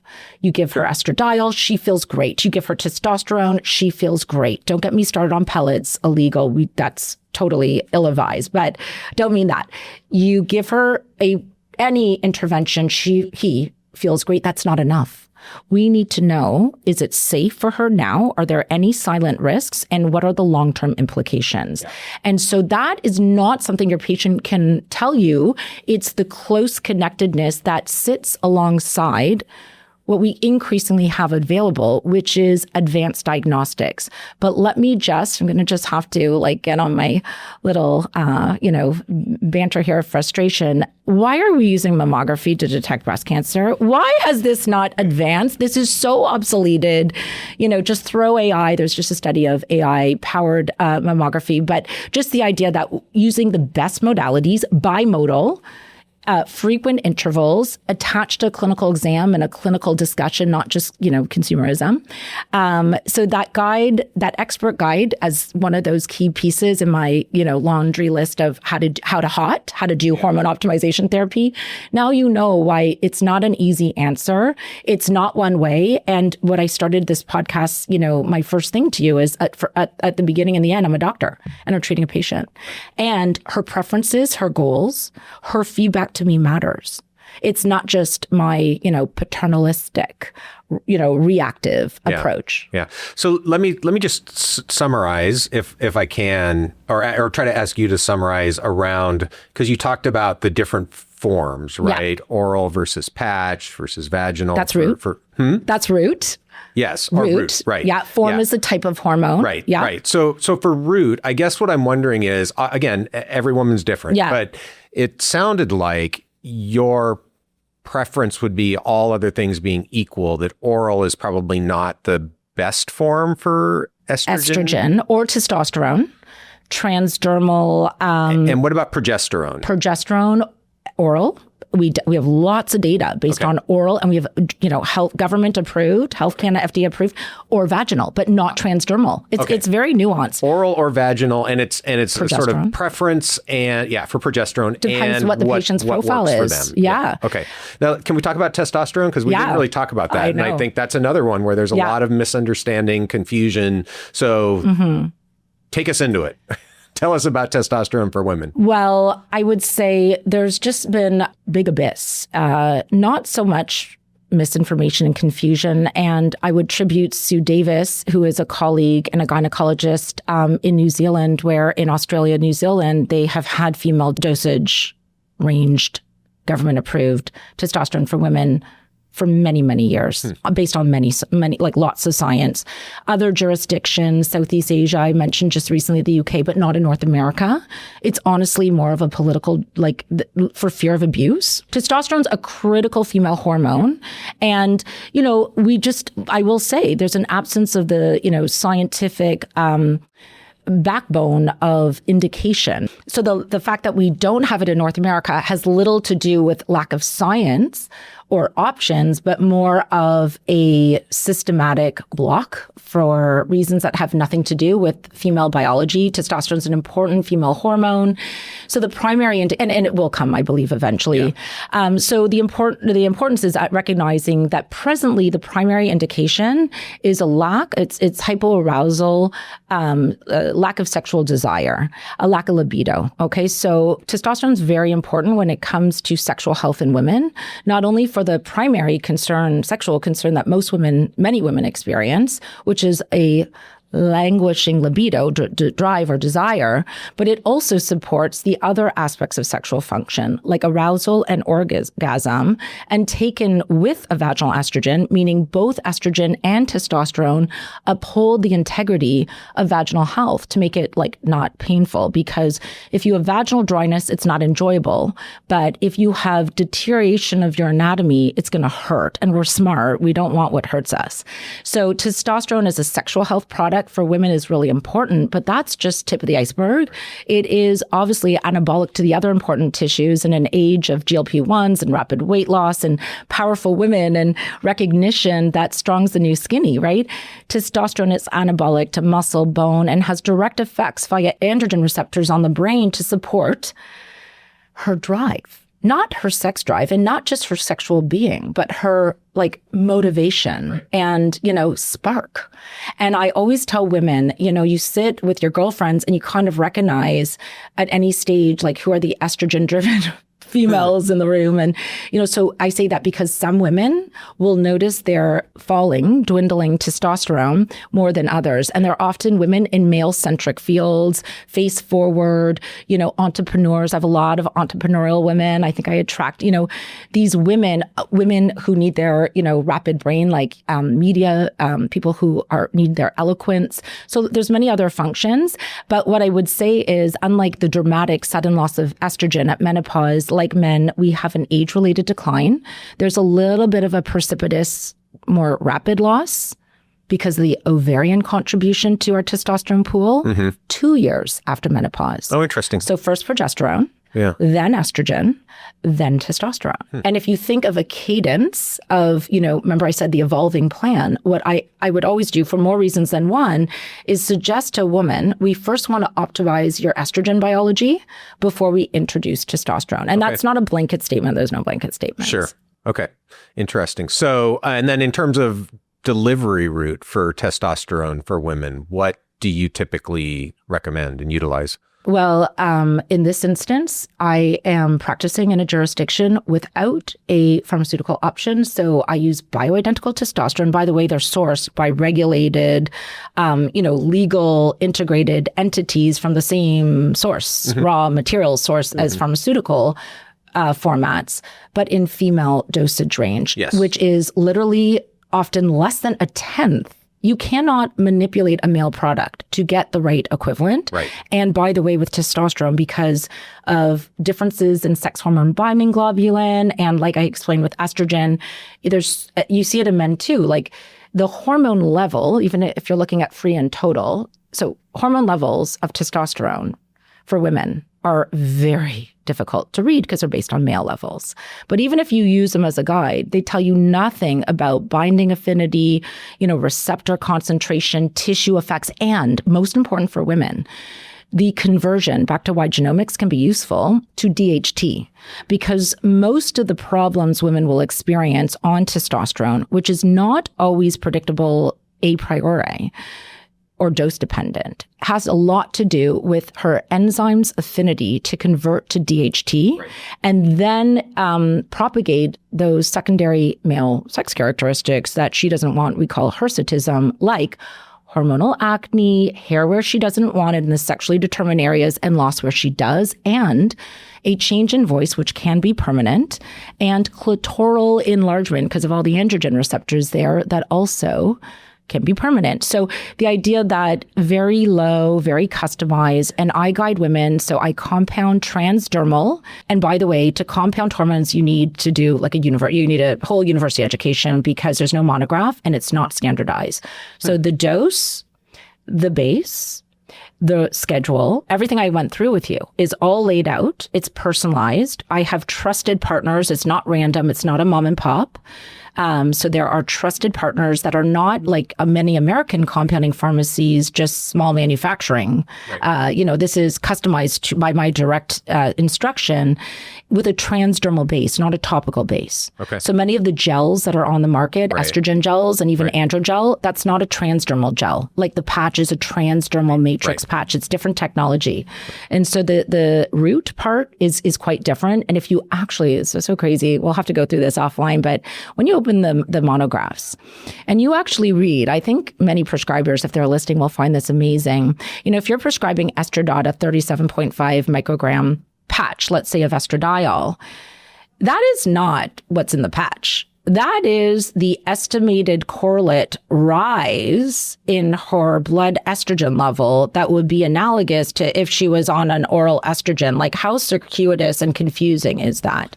So I have studied and looked at what is the amount of, for instance, testosterone in a product like androgel and the formats that are available elsewhere for women that we don't have access to, the available doses. I just emulate that. I start actually lower. And, here it's a lot of nuance because the testing is not that useful. I always test to make sure they're not super physiologic, get their feedback. Sometimes, rarely, because I start so low and I go so slow, a woman will say, I feel a little agitated. But never, ever in all of my years of prescribing, and I very often at some point will recommend or introduce it, not always, because some women maintain, like guys, they're androgens. Not everyone needs it. But some women will just maybe not feel great. It is the rare minority. Most get their spark back. Yeah. Really, honestly. And like men, in this era of the new, for women at least, the recognition of the importance of strength training, from a longevity intervention, its anabolic effects in women and men have a lot to do with curtailing the need for repair and recovery. You can do more impactfully. Testosterone, we start low, we go slow. We're using it with a transdermal base, meaning applied to skin, but not any skin. So for women, there are certain areas of our body that are rich in androgen receptors. And these are the areas where we have either embryologic correlate, like our clitoris, which is analogous to the penis, or the presence of these secondary sex characteristics. So this inner thigh and clitoral region is rich with androgen receptors. In very low dosages, it can be applied there, occasionally clitorally, where you will preserve the anatomy in the vestibule, which is the doorway to the vagina, and the clitoris using androgens. And again, we're not talking about super physiologic doses that can cause this enlargement that I referenced as a risk. No, we're talking about the preservation of anatomy, because a postmenopausal woman without estrogen and androgens literally obliterates her labia minora, inner lips, and her clitoris, just like pre-pubescent women don't have that anatomy. So to preserve the integrity of the anatomy structurally, again, anabolically, we want the anabolic delivery there. You've got the androgen receptors there. And if you do grow hair, if you're doing something about it, you are doing something about it. So that is the technique, that is the guidance. And obviously, back to what I said before, expertly guided, like all things. Right. And that leads me to the next question, which is that, you obviously have immense expertise in this area. Most women aren't going to be able to get access to you. So what recommendations do you have for what are just the questions that women can ask when they're trying to find a doctor to help them navigate this? Well, first of all, good news, because compared to about 3 years ago when doctors would shut the door in their face, grin and bear it, you're not dying with your hot flashes. Like, I can't tell you what it's been like in the menopause desert practicing, and the stories. Like, I cry with my patients. I'm going to cry now, whether it's my perimenopausal, still no options, the woman who experienced, we didn't talk about it, but premature ovarian failure. She had menopause before the age of 40, a critical aging risk event that was ignored and not properly managed. And she walks into my office at 60. And I'll always say to her, I'm for the forever optimist, it's you're never too early, never too late. Time to start is now. But, the idea that never before in my career, honestly, have we had a more empowered medical community to want to try to help you. And I think with AI and information at a patient's disposal, content like this, just partner. I use that word in my model. I'm a partner to my patient. That's for many reasons, but partly because your preferences matter. I learn from my patients every single day. Like, I am literally a doctor that has evolved based on, I told you about 80,000 clinical encounters that made me better at doing, a lot of the things that are essential for powerful aging. Great. Okay, so let's talk about FemSpan. So I know this is a topic that you have sort of pioneered. So tell us what do you mean when you say FemSpan? Well, first of all, this concept is, I think, what brought me here today to you to converse with you, because I do think that the incredible emerging field of longevity medicine has been a bro club. It's been male-centric. And for all the reasons that we have discussed today, we need female-centric medicine. And this is critically important for men and women at the window of our aging that sets the tone for all the decades to come. So FemSpan is this, Matt. It is my approach that harnesses the unique biology that underlies the female longevity advantage. I'm going to go into that, while mitigating the systematic risks, the healthcare gender gap that leaves us women, even though we live longer across all jurisdictions, all geographies, and at every life stage, spending our last decade disproportionately with disease, dysfunction, dementia, right, and experiencing this gap in healthspan.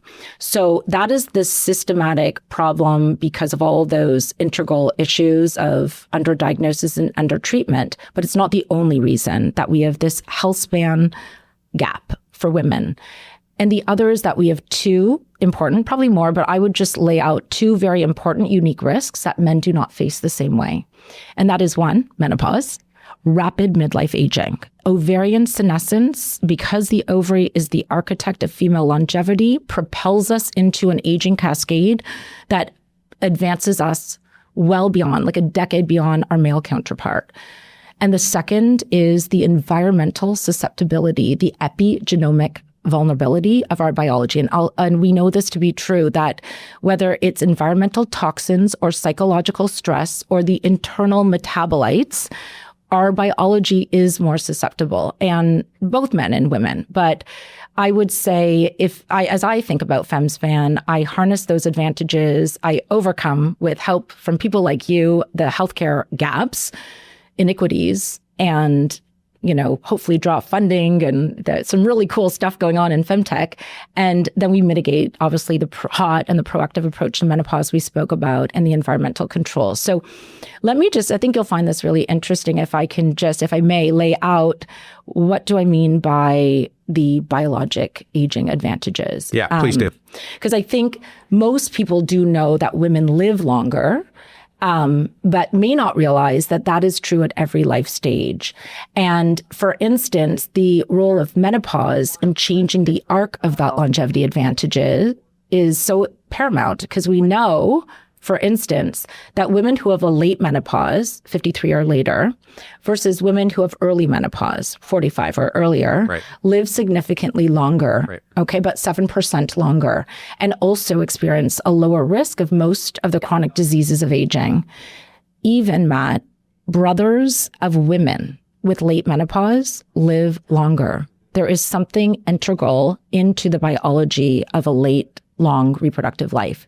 So if we look at what are these advantages, the first and foremost, and I think back to the cell model in grade 8, is that we women have a genomic and epigenetic advantage. And I'll explain that. We have the second X chromosome. And you think of the cell, and we all remember the Y is teeny tiny, right? And it has about 100 genes that code for mostly becoming a guy. It's secondary male sex characteristics, whereas the 1,000 genes that women in every cell of our body have a backup to, that men lack, code for our neurovascular system, our immune system, so many of the actual drivers of healthspan. So that fact that across our somatic cells, we have a backup to all these 1,000 areas of, genetic advantage is part of the chromosomal advantage. But furthermore, we have a more stable genome, at least until menopause. We, through DNA methylation, have superior ability when it comes to epigenetic controls, and we are born with longer telomeres. And I just want to share a little bit on the telomere side, because this is where I really conjured up the idea of the environmental extra vulnerability. So when you look back at the telomere science, and this goes back now well over a decade, Elizabeth Blackburn that discovered the little, caps, like shoestrings, on the ends of our chromosomes that protect our DNA from damage. So the longer the telomere, the longer you live. She did her pioneering work looking at the role of telomeres as a biomarker to longevity in a population that she found to have the shortest telomeres. And these were mothers who were chronically stressed. They were women that were chronically stressed because they were caregivers to chronically ill children, which, by the way, when you ask women, what is the number one stress that does you in biologically? Having a sick children. kid. Having a sick kid. So the idea that just that aging advantage is also vulnerable. So that's one. Two is we have a regenerative advantage. And that regenerative advantage we've covered has a lot to do with the role of estradiol. Estradiol is so important in promoting our regenerative capacity throughout, like our immune system, our hematopoietic stem cells, our vasculature. So throughout our body until menopause, we have this advantage. Third, we have an immune advantage. I touched on this, double-edged sword, but kind of cool link. I thought this was really interesting as I thought about, so through COVID, we practiced all through COVID. And by the way, in Toronto, SARS and H1N1. So we've been through our fair share, and women it's not that we didn't get infected as often, but we fared better. There is this innate immune advantage conferred to women that in part draws back to the fact that across our somatic adult cells, we have a variable inactivation of that second X chromosome. Right. And that makes us more immune resilient. Right. It's really incredible how that genomic also drives an immune advantage. So we're more robust, we're more vigilant, but we also, of course, because of this, can fall prey and are more likely to be diagnosed with autoimmune disease. And the immune advantage also wanes with menopause. Right. And so the fourth, and I mean, this is one for you, I think you'll have a lot to add to this, or, maybe we have a lot of work to do together, is the metabolic advantage, but only until menopause, such that our metabolic flexibility and resilience is upheld largely by the role of ovarian estradiol. Right. Our mitochondria, though often fewer in number than our male counterparts, are more efficient. We are better at mitobiogenesis and mitophagy, less susceptible to oxidative damage. We actually we acquire our mitochondrial genome all from our mom. So there's this sort of female advantage that, because of my metabolic theory, largely dissipates at menopause. So stack those four categories. You've got, that's just a few, but these really hardwired biologic advantages. And then I've already described this age acceleration at menopause that's completely manageable as, back to my functional medicine, precision medicine, and without any fancy tests, honestly, yes, they exist, the toxin loads and such, being aware and doing the genetics is very interesting over well over a decade, and recognizing, so what patients perhaps need to be extra diligent in their EDC exposure, endocrine disrupting chemicals, which, think of women, right? It's home care, it's their skincare products, it's their home household products, home cleaning products. Women are disproportionately exposed to these things, and our biology makes us very susceptible. And your view is that you can at least somewhat predict that based on genetic profile?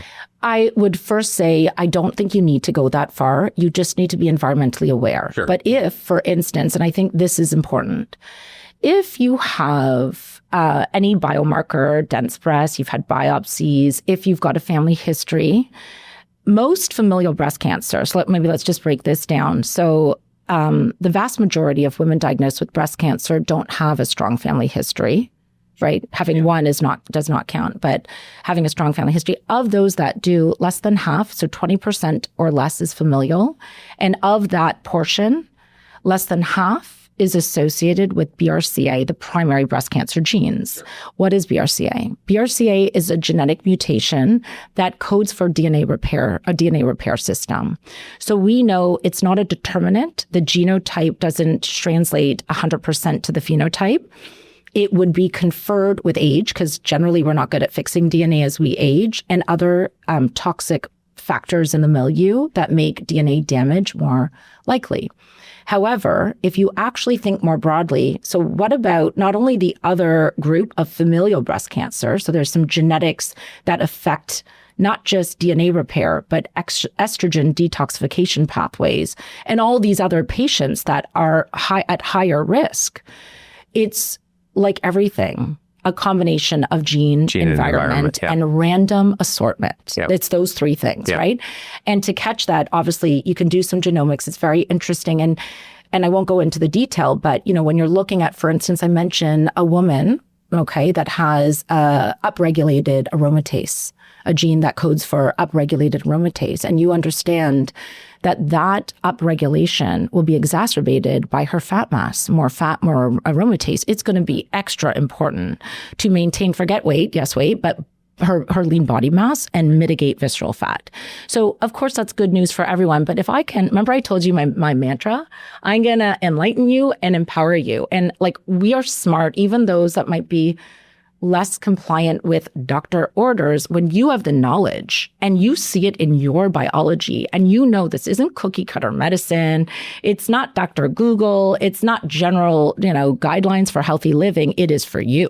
So let me see if I can simplify what you said about the female advantage, and you tell me what I got wrong. So, it sounds like, there's the benefit conferred by having a second X chromosome, right? And that both provides redundancy for for genes that may become damaged. And there's also an immune advantage, probably also conferred by that extra X chromosome. Partly estrogen, it has direct anti-inflammatory And then the other effects. big piece is the estrogen levels being higher in women. And there are a bunch of benefits that are downstream of that. Yeah. Which I think is, I think it's interesting from an aging perspective that in animal studies, one of the types of molecules that has a potent effect on lifespan are estrogens, right? There are a couple of different estrogens that have come out of the ITP studies, but specifically in males, right? And mice, of course, don't go through exactly the same they don't really go through a true menopause. They go through something somewhat similar. But it's intriguing to me. So I guess the question I have is, would it be your prediction then that we can basically shrink this lifespan gap in women by attenuating the negative consequences of ovarian failure? And then if so, how do we do that? Hormone therapy would be one strategy. I just want to touch on a few things that came out in your question that I want to refine. And then let's kind of put forward some thoughts for the future. So first of all is the idea that it's the high estrogen in women as compared to men that drives longevity. I don't think it is, actually. I actually think it's that every cell in our body is gendered, and we fail to recognize that. So it's not just the level of hormone. Men have estradiol too, right? It's actually the entire symphony and the whole system effects from the tissues it's produced in, and it's obviously concentration, binding, the receptor, concentration, affinity, the types of receptors. We just don't know enough about the different estrogen receptors and how they work. So estrogen biology in women is different. And then, of course, every cell is gendered and will respond to estrogen differently. So that's one thing. And yeah, I think, I try to lay out those 4 advantages, but if we just think of it as we still are so early in, it's the nascency of understanding the hallmarks and how they intertwine with the most important aging event for women, which will have correlates for men. They will. Everything. I see men too, by the way. Anyway, it's everything pretty much that is true for women to some extent with nuance. It's true for men as well. It's just that they don't have, never is female-centric medicine as relevant as when we look at aging and dealing with the midlife, population seeking this, if we're not really providing expert care across the, let's say 2 decades that span this event. And the other, just the correction, I would say, of the word ovarian failure, I think that's actually a misconception. So it's very important to know that the ovaries do not fail at menopause, and they senesce, and there's a difference. And I think this is very important. It's very relevant because women are not told this and then are left with consequences unknowingly. So when we talk about ovarian senescence, it is a gradual thing. It accelerates typically if we're thinking chronologically for women in their late 30s. But by the way, at birth, we have 10% of the oocytes, the eggs we had at 20 weeks gestation. From puberty, we'll lose 1,000 each cycle, and we hit our final menses on average with 1,000 in the tank. But that's inadequate to drive remember the brain, the signals. So we're no longer ovulatory. Our function, the ovaries' function has senesced, but not died. And there's a few reasons this is important. First of all, there are other functions of the ovary. There are other hormones produced there, like AMH and androgens, and these persist and then remember I said there's an age-related decline to some of these. There's also a residual capacity. There's some eggs in there. And, I saw this a lot, I got to tell you, with the immune triggering event of either having COVID or the vaccine, where you have a post-menopausal ovulatory event, like 2 years later.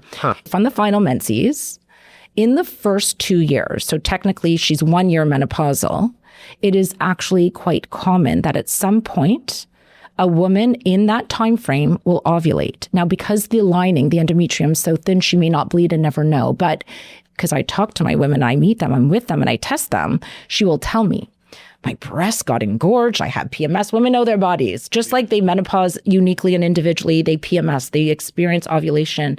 They'll be like, it felt just like when I was 30, and they know, and they didn't bleed. And I'm like, because you ovulated and I tested you and I see it. Let's do the ultrasound now. You have your corpus luteal cyst. Yes. Yeah. Interesting. And you had this spike, stop your estrogen, don't put fuel on the fire. Like, let's see where you're at. Just make sure. And, all the guidance around that. So, it's a rare thing, but for many women that they may bleed, but for many women that may happen. Sure. So failure is something else. And just one last thing. It's so important, this message. So many women now who have a, let's say, need for even for benign indications gynecologic surgery are being told they should have their tubes removed. It turns out through science over the last decade or so, we've realized that ovarian cancer actually initiates and propagates from very often the fallopian tube. Now, if you know reproductive plans ahead of you, there's not a lot of physiologic function from the tube. So having a bilateral salpingectomy, tubes removed, for a benign procedure, literally like any benign procedure, is now somewhat standard fare. But some of these women are also being told to have their ovaries removed. Yeah, that's what I was going to ask you about. And that's why not using the word failure, because those women, even if they were menopausal, they feel worse and they metabolically worsen. Sure. And there's a difference. Yeah. So, again, I think, right, it's important that we are precise in our language and define what we mean. And the idea that it's not like your ovary function goes to zero. Yeah. It's like some of the functions of the ovary are dramatically decline, but there is residual function that's important and probably necessary for maintaining health. Yeah. And so, so it's different to remove the ovaries. That's going to create a different biological state as you're aging compared to aging with senescent ovaries, as you're defining senescent. Yeah, there's nuance. But I can answer your question, and I'll lay it out. This sort of approach-wise, and I think this will integrate everything we talked about, because I think we covered so much to lay the landscape for, what is the Dr. Pearlman approach, or what would be any woman's proactive menopause, healthy aging, midlife plan. And obviously there's a correlate for men here as well. Before we go there, though, can I ask you a question? Because one of the things I was leading to in the question previous was, is it your belief that, so we talked about the mouse studies, right? Providing estradiol to male mice, at least, improves lifespan and metrics of healthspan. Is it your belief that in humans, if we were to do that same experiment, obviously, high estrogen level in men has some side effects, right? But take those off the table for a minute. Yeah. Is it your belief that would be sufficient to slow biological aging, potentially increase lifespan, improve certain health span metrics in men? Mm-hmm. So we can talk about in women, supplementing back to youthful state somehow, right? To some extent. But in men, what are your thoughts? And I know it's speculative, everybody, this is not like a suggestion to go do this. Although I do know a couple people who are using 17-alpha estradiol, which is the one of the hormones that were tested in mice. I'm just wondering what your speculation is, given that you've thought a bit about the biology and what's going on here. So here's what I would say for men, and this is not my area of expertise prescribing estrogen to men, but this is how I just from first principles would lay it out. When we look at your reference ranges and your measures, I like to say estradiol is so minute and mighty. So the big story for men is inflammation, metabolism, and androgens. But there's interconversion. So to manage estrogen in men, healthy androgens is key, right? Because there's a direct interconversion from androgens to their estrogen pool. And unlike women, they maintain their estrogen pool because they maintain their androgens with a gradual decline on average throughout life that is in sync with the aging of their biology. So I think it's interesting. Here's what I think will happen. I'm already kind of looking at it in the practice where here in the US, you've got one approved estradiol. It's a soft estrogen. It's an estradiol metabolite that is fully metabolized in the skin. And I tell men and women, especially if they experience rapid weight loss and they lost their dermal estrogen, which is made in the DWAT, the dermal white adipose tissue, that locally makes estrogen to keep tissue, their skin, glowing, radiant, healthy, and young. Local targeted estradiol is probably the way to go for men, where systemically it is like a drop in a bucket in their estrogen pool if you're therapeutically, systemically using estrogen. First principles, it's not something I'm doing, but that would make a lot of sense. Whereas for women, it's this staged approach.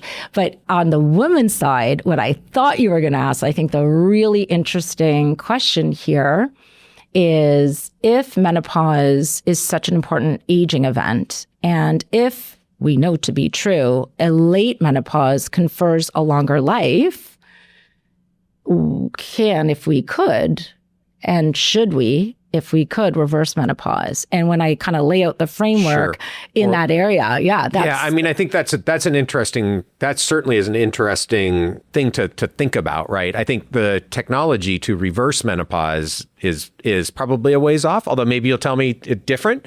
But I think it's probably not unrealistic to think that there are approaches that can be taken to delay menopause, right? And push that back later into life for women.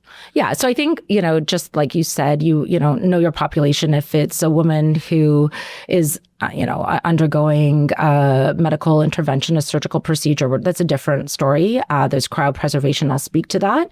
But just the general approach to have as healthy a menopause as possible, true for men as well.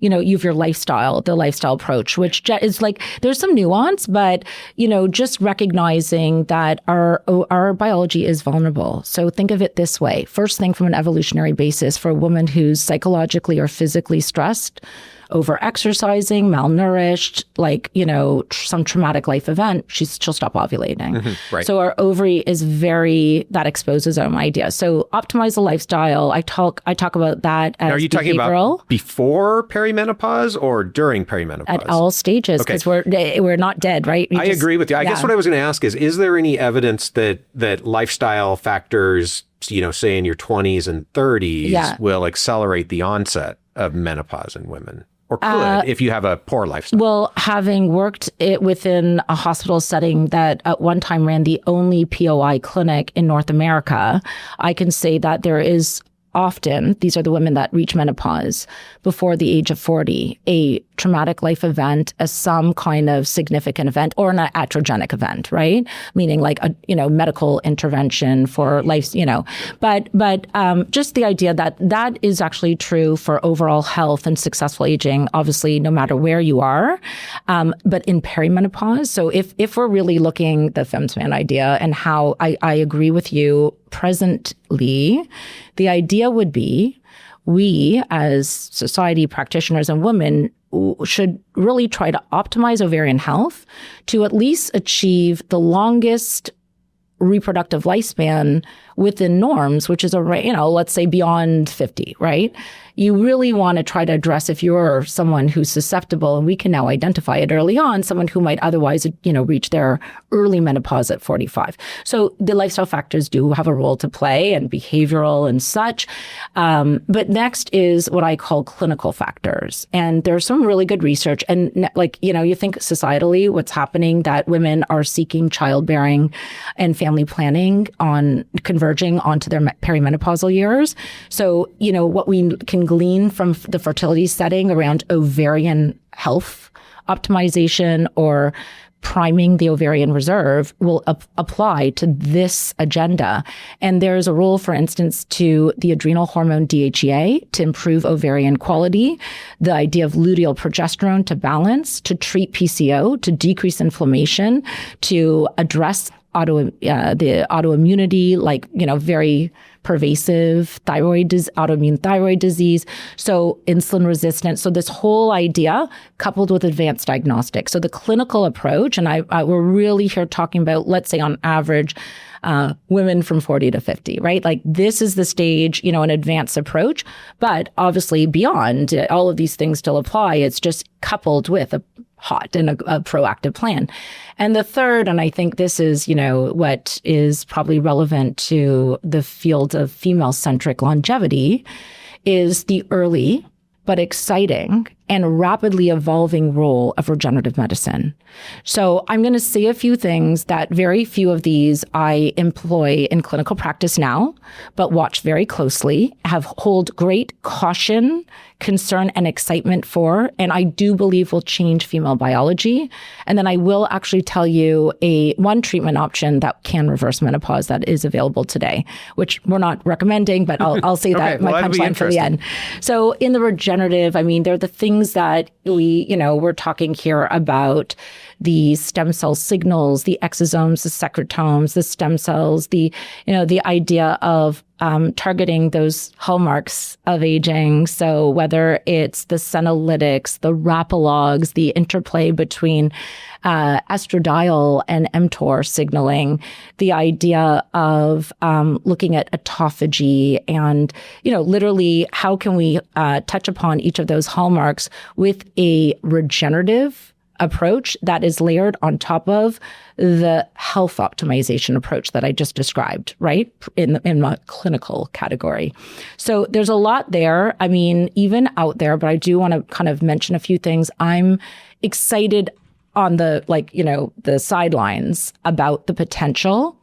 Clotho, follistatin, gene therapies. I mean, this is not even close to prime time ready. And we're talking about women far past their reproductive age. Let me ask a question though. So Clotho, I understand, although I don't know if you can tell me if there's any evidence around menopause with Clotho, but why follistatin? I mean, there's, as far as I know, no real connection there. Well, the idea that, the frailty syndrome that affects so many women. Oh, sure, but you're not talking about follistatin to reverse menopause. No. Sorry, this is all about powerful aging. I'm not talking about reversing menopause. I'm talking about what are regenerative tools. And by the way, many of these things are approved, like targeted application. So this is where presently we have data, we have regulatory approved products and protocols. The idea of targeted limited use, I believe, of non-cellular, personally therapeutic options that are, let's say, for the skin or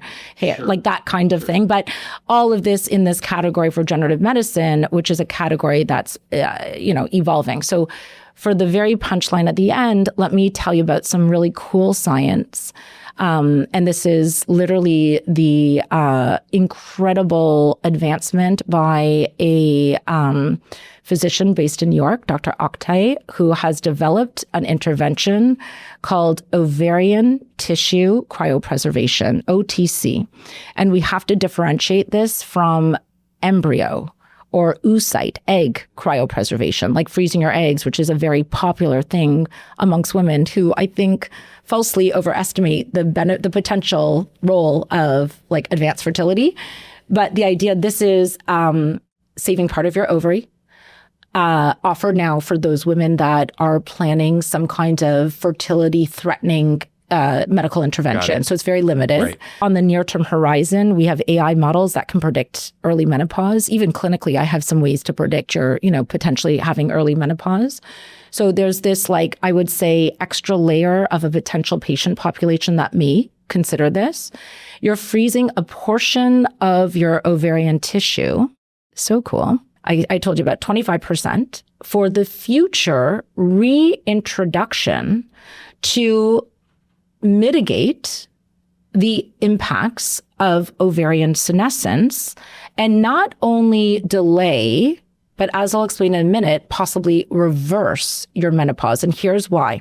If you think about the timing of how this theoretically could be done, there are AI models now that can be used connected to the biomarkers I do in my clinic, blood work, ultrasound, to sort of see. If you start introducing small aliquots of that tissue back into your system, by the way, it's in the forearm, not back into the ovary. Okay. So again, let's just clarify. So you have this procedure, 25% of your ovary is removed, cryopreserved.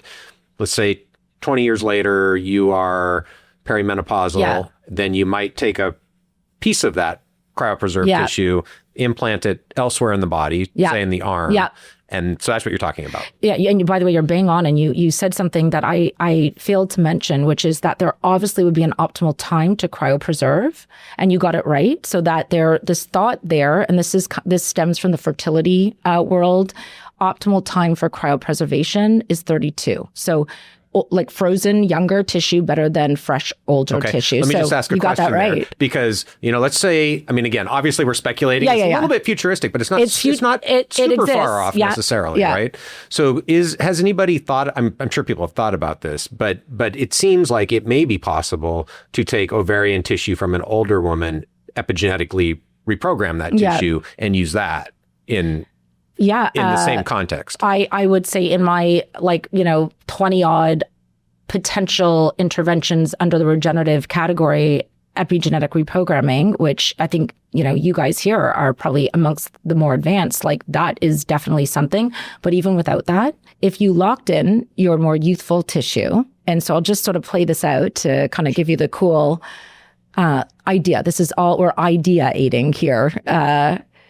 But if you were to start to reimplant aliquots of that youthful ovarian tissue that has signals and endocrine properties and stem cells, that you are able to actually delay the progressive decline or senescence of the ovary without hormone optimization therapy. So this would also delay and maybe reverse the need for introduction because you're not, losing those core ovarian hormones. And based on mathematical models, if timed with AI and biomarkers in a precision perfect way, every few years sequential reimplantation, you can extend the reproductive lifespan of that ovary beyond her life expectancy at present, which technically reversed her menopause. Mm-hmm. I know that's complicated and that's not the goal, but it pushed it beyond where her life expectancy lies today. So again, recognizing, so I guess one question is there any actual evidence that works? Would be one question. Well, it's all AI predictive models from a longevity perspective, but does it work? Yes. It's it's an AI guided robotic surgical intervention, an AI guided mathematical model that times, the cryopreservation, and it's really done right now at a medical need. Well, I guess what I'm asking is in terms of the actual clinical evidence. So certainly the cryopreservation is being done now. Are there patients where the reimplantation has been done and they've seen and then what have they seen? I guess that's what I'm wondering. What's actually been seen, taking this as far as it to the reimplantation stage? I don't have any long-term data. This is all emerging. I've definitely connected with the scientists. My mind started exploding. I find this is not something we're referring patients to. I just want to put that out there and not even that I think that the goal is not reversing menopause. I totally believe in an empowered menopause and really identifying those women at risk, whether they have PCO, fertility challenges, or may experience an early menopause. But just, taking a step back, the idea that, we have already, there's a few examples, mostly very early stage like this, of female-centric longevity interventions that get no platforming and no attention. I want to just mention one other. It's the incredible potential, the regenerative potential of the stem cells from the endometrial tissue. Already, there are companies looking at this. How do we, whether it's like allogenic or autologous, like your own. Sure. But we have this product potentially of incredible regenerative potential that is literally being discarded on a monthly basis that we have access. We have already science that suggests there's some pretty amazing therapeutic opportunities. Actually, a lot of this, and maybe it's access, like easier to circumvent regulations if it's, topical or to the scalp. A lot of this is actually being developed for aesthetic. The most of the research, this is, by the way, not in the commercial arena. This is almost entirely in the academic arena where it's being developed for wound healing and more dermatologic. But again, these are female-centric longevity ideas, early stage innovation that if there are listeners that are, have access, I guess, to, we need more funding for female-centric medicine and certainly longevity intervention. Yeah, and it's very, very exciting. I think these ideas for what might be possible are super intriguing. So, but it's early days, right? And I agree with you. I think it's been a historically under-supported, under-resourced, and still under-resourced area of research. And who knows, maybe ovarian tissue aliquots and endometrial derived stem cells actually are the secret sauce to extend human health span across the entire species. Right. Yeah, I think there's a good possibility. It would make biologic sense. Okay, so you touched on AI, and I know that's another sort of passionate area for you. So let's talk about your interest in AI and what you're doing now, what you're seeing in that space, and where you think AI is going to take sort of your approach to proactive healthcare. Well, I would say my interest in technology has predated AI. And I think if you back to, how slow progress is in medicine, it's because the true experts, honestly, I really do spend my entire day in a room with one patient, one at a time. How do we evolve, right? So the idea that how can we do what we do better at scale, more impactfully, and more safely. And I've always thought about that. And just as like an example, I was one of the first physicians, or working with one of the first physician groups to use, I'm going to use the word, part of a telemedicine clinic, like well over, I guess, 15 years ago, when it was kind of being developed for, we have this big landmass in Canada with, very few urban areas. And I was so, but having said that, on March 11th, 2020, when the pandemic was called, I, in that night, set up my whole virtual care platform. It was all purple, which is my color, and ready to go, and set my whole practice virtual even before our local government, because we were shut down longer and more so than I think anywhere in the world, kind of shut the province down. And just that idea that technology has allowed me to do more, better, safer, at the leading edge, right ahead of the pandemic and the next curve. So for many reasons, I've always been tech savvy. I am not a tech person at all. I'm not a coder, and I'm not a builder of AI systems, but I've been very interested in many. And so we're talking the last 3 years, the different, analytics that are smarter because they're AI informed, that in my model, it would make sense to you. I already described the most complicated medical model. I literally am the only doctor. I don't know how I could ever reproduce it, because I don't know what I'm going to do with the patient that followed the one I just finished with, where it's so nuanced. I need AI to do this better, safer, and to some degree scale. And I do have an issue. You mentioned it with medicine at scale, because medicine at scale is a business. It's a platform. It's a potentially great investment opportunity, but it erodes the core, which is the physician-patient relationship and all the nuance that happens around that. And that is particularly true, I think, for women, but in the setting of, FemSpan and menopause. So AI is employed by me in advanced analytics. It is something that we're using to develop smarter dashboards, to make workflow better. I look at the future. I think AI through innovation, that it'll not only accelerate our, therapeutic discovery process, but help us to really identify the right targets, right? And that's right through. I mean, I do a lot of, kind of clinical trials and protocols. And just that if I can really pinpoint with my precision medical model and, AI to help with the large, complex, and evolving bioinformatic data sets, I think we can be more precise in honing in on what will really matter for that patient, but just generally so.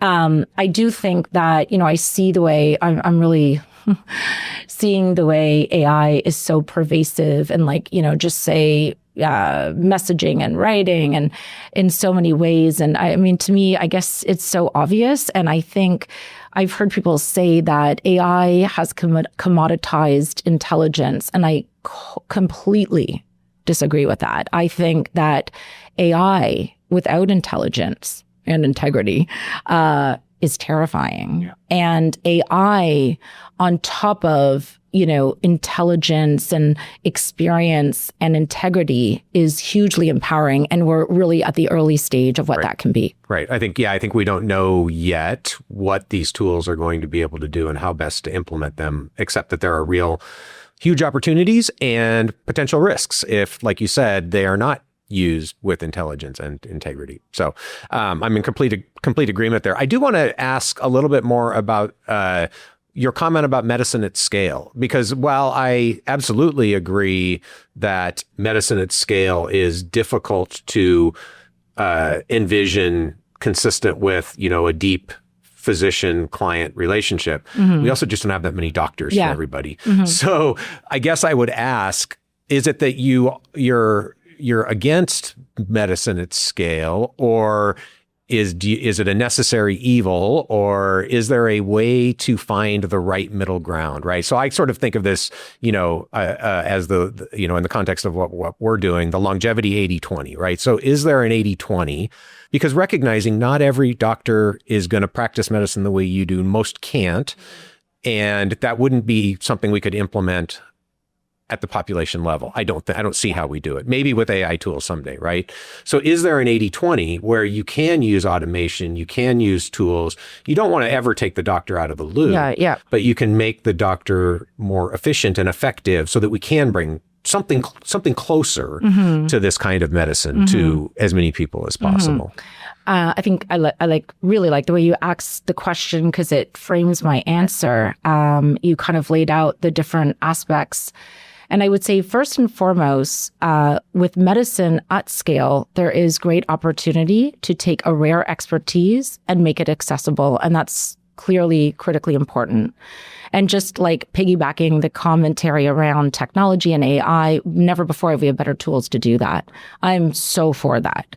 But how do we do it? There's a lot of nuance. And you now know my unique perspective. I'm 20 years. I'm deeply experienced. I really am first and foremost a practitioner. But I've also, through my unique duality, have seen, unlike most physicians, let's say the risk and negative consequence of excessive commercial influence. And this is true for every doctor clinic, doctor patient, drug rep comes in, gives you lunch, you prescribe their drug. Every instance, this is true.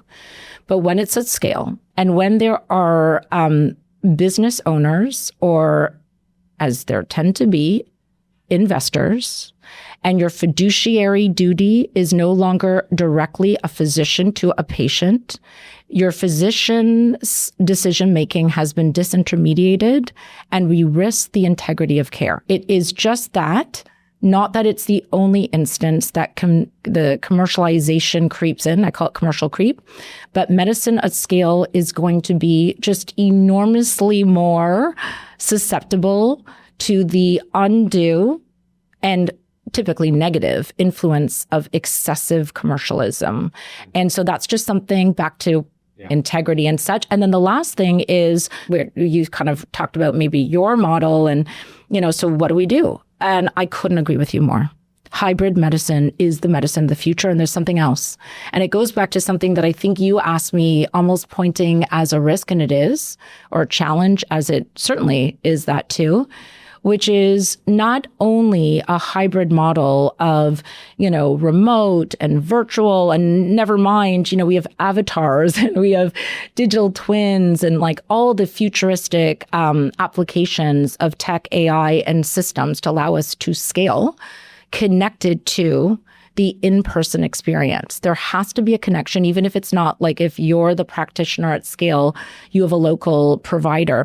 And I'm so old school, and I told you, I'm like early in this space, and I look at you, and I think part of it is who I am. I'm like, I told you puzzles. I saw your puzzle and I walked in, detective, and also aesthetics, right? That your skin, your body shape, your energy, I read it and I examine you. right? Doctors stop examining patients. Well, I don't know why. We need to examine patients. I touch and feel, I look, I see, I engage, I work with you. Yeah.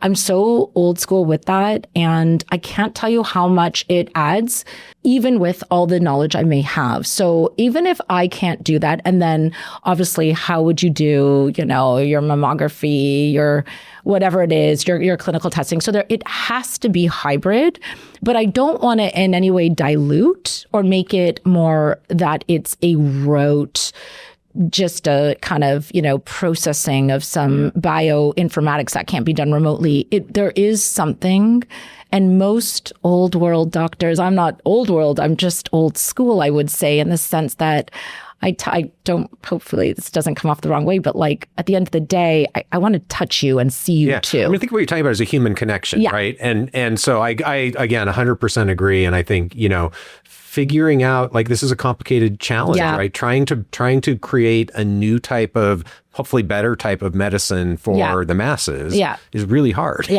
My entrepreneur brain, I will tell you, my entrepreneur brain has a lot of ideas. And I just want to kind of pull one other thing, the idea that if we're really going to engage with some of these really advanced diagnostics, it's going to be a long while before these are widely available. What do you think? What are you talking about when you're saying like really advanced diagnostics? I'll give you just a few examples. I mean, the number one killer of women and men is cardiovascular disease. And it is actually older women, 60s and beyond, that we are more likely to be underdiagnosed, but we have a higher risk of cardiovascular disease. And it's not that we're being missed on testing, it's that the testing fails us. Because women disproportionately have microvascular disease versus men who more likely have macrovascular disease. And all of our screening and advanced testing conventionally available is skewed to a major block in a critical vessel that appears like on traditional stress testing, or even in angiography that is looking at the macrovasculature. And the risks to the macrovascular disease are the drugified, they're the druggable targets, right? Lipids, pressure, blood pressure, etc. Microvascular disease disproportionately affects women. It's silent. It's not detected in the other tests that I mentioned, and it's metabolic. And guess what? There is a test available. It's an AI-driven CT coronary angiogram. Therefore, it's non-invasive. Right. It's super intelligent, right? It's seeing more in the same image that is somewhat available.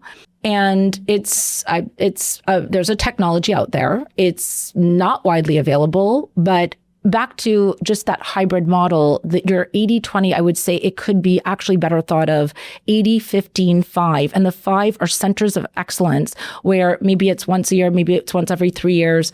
You go get your advanced cardiovascular diagnostics, your advanced brain diagnostics. There's so many emerging brain markers, your, liquid biopsies, your whole body MRIs, I said I would say one more very important study just came out looking at AI interpretation of still the obsolete traditional mammography. 100 times huge more opportunities with those kinds of tools. Yeah. So we'll talk more about this offline. But I mean, I think the kinds of ideas that you're thinking about are very completely aligned with what I'm thinking about. And I think there are a few people who are like-minded in this space who are really trying to think about what are some of the strategies that can be used to amplify and make more widely available these kinds of approaches. But I think we're both aligned that there's lots of reasons for optimism 100%. With the tools that are becoming available as they continue to evolve. And as long as people with integrity continue to work on this problem, we're going to make progress. Yeah, I agree. So is there anything we haven't touched on that you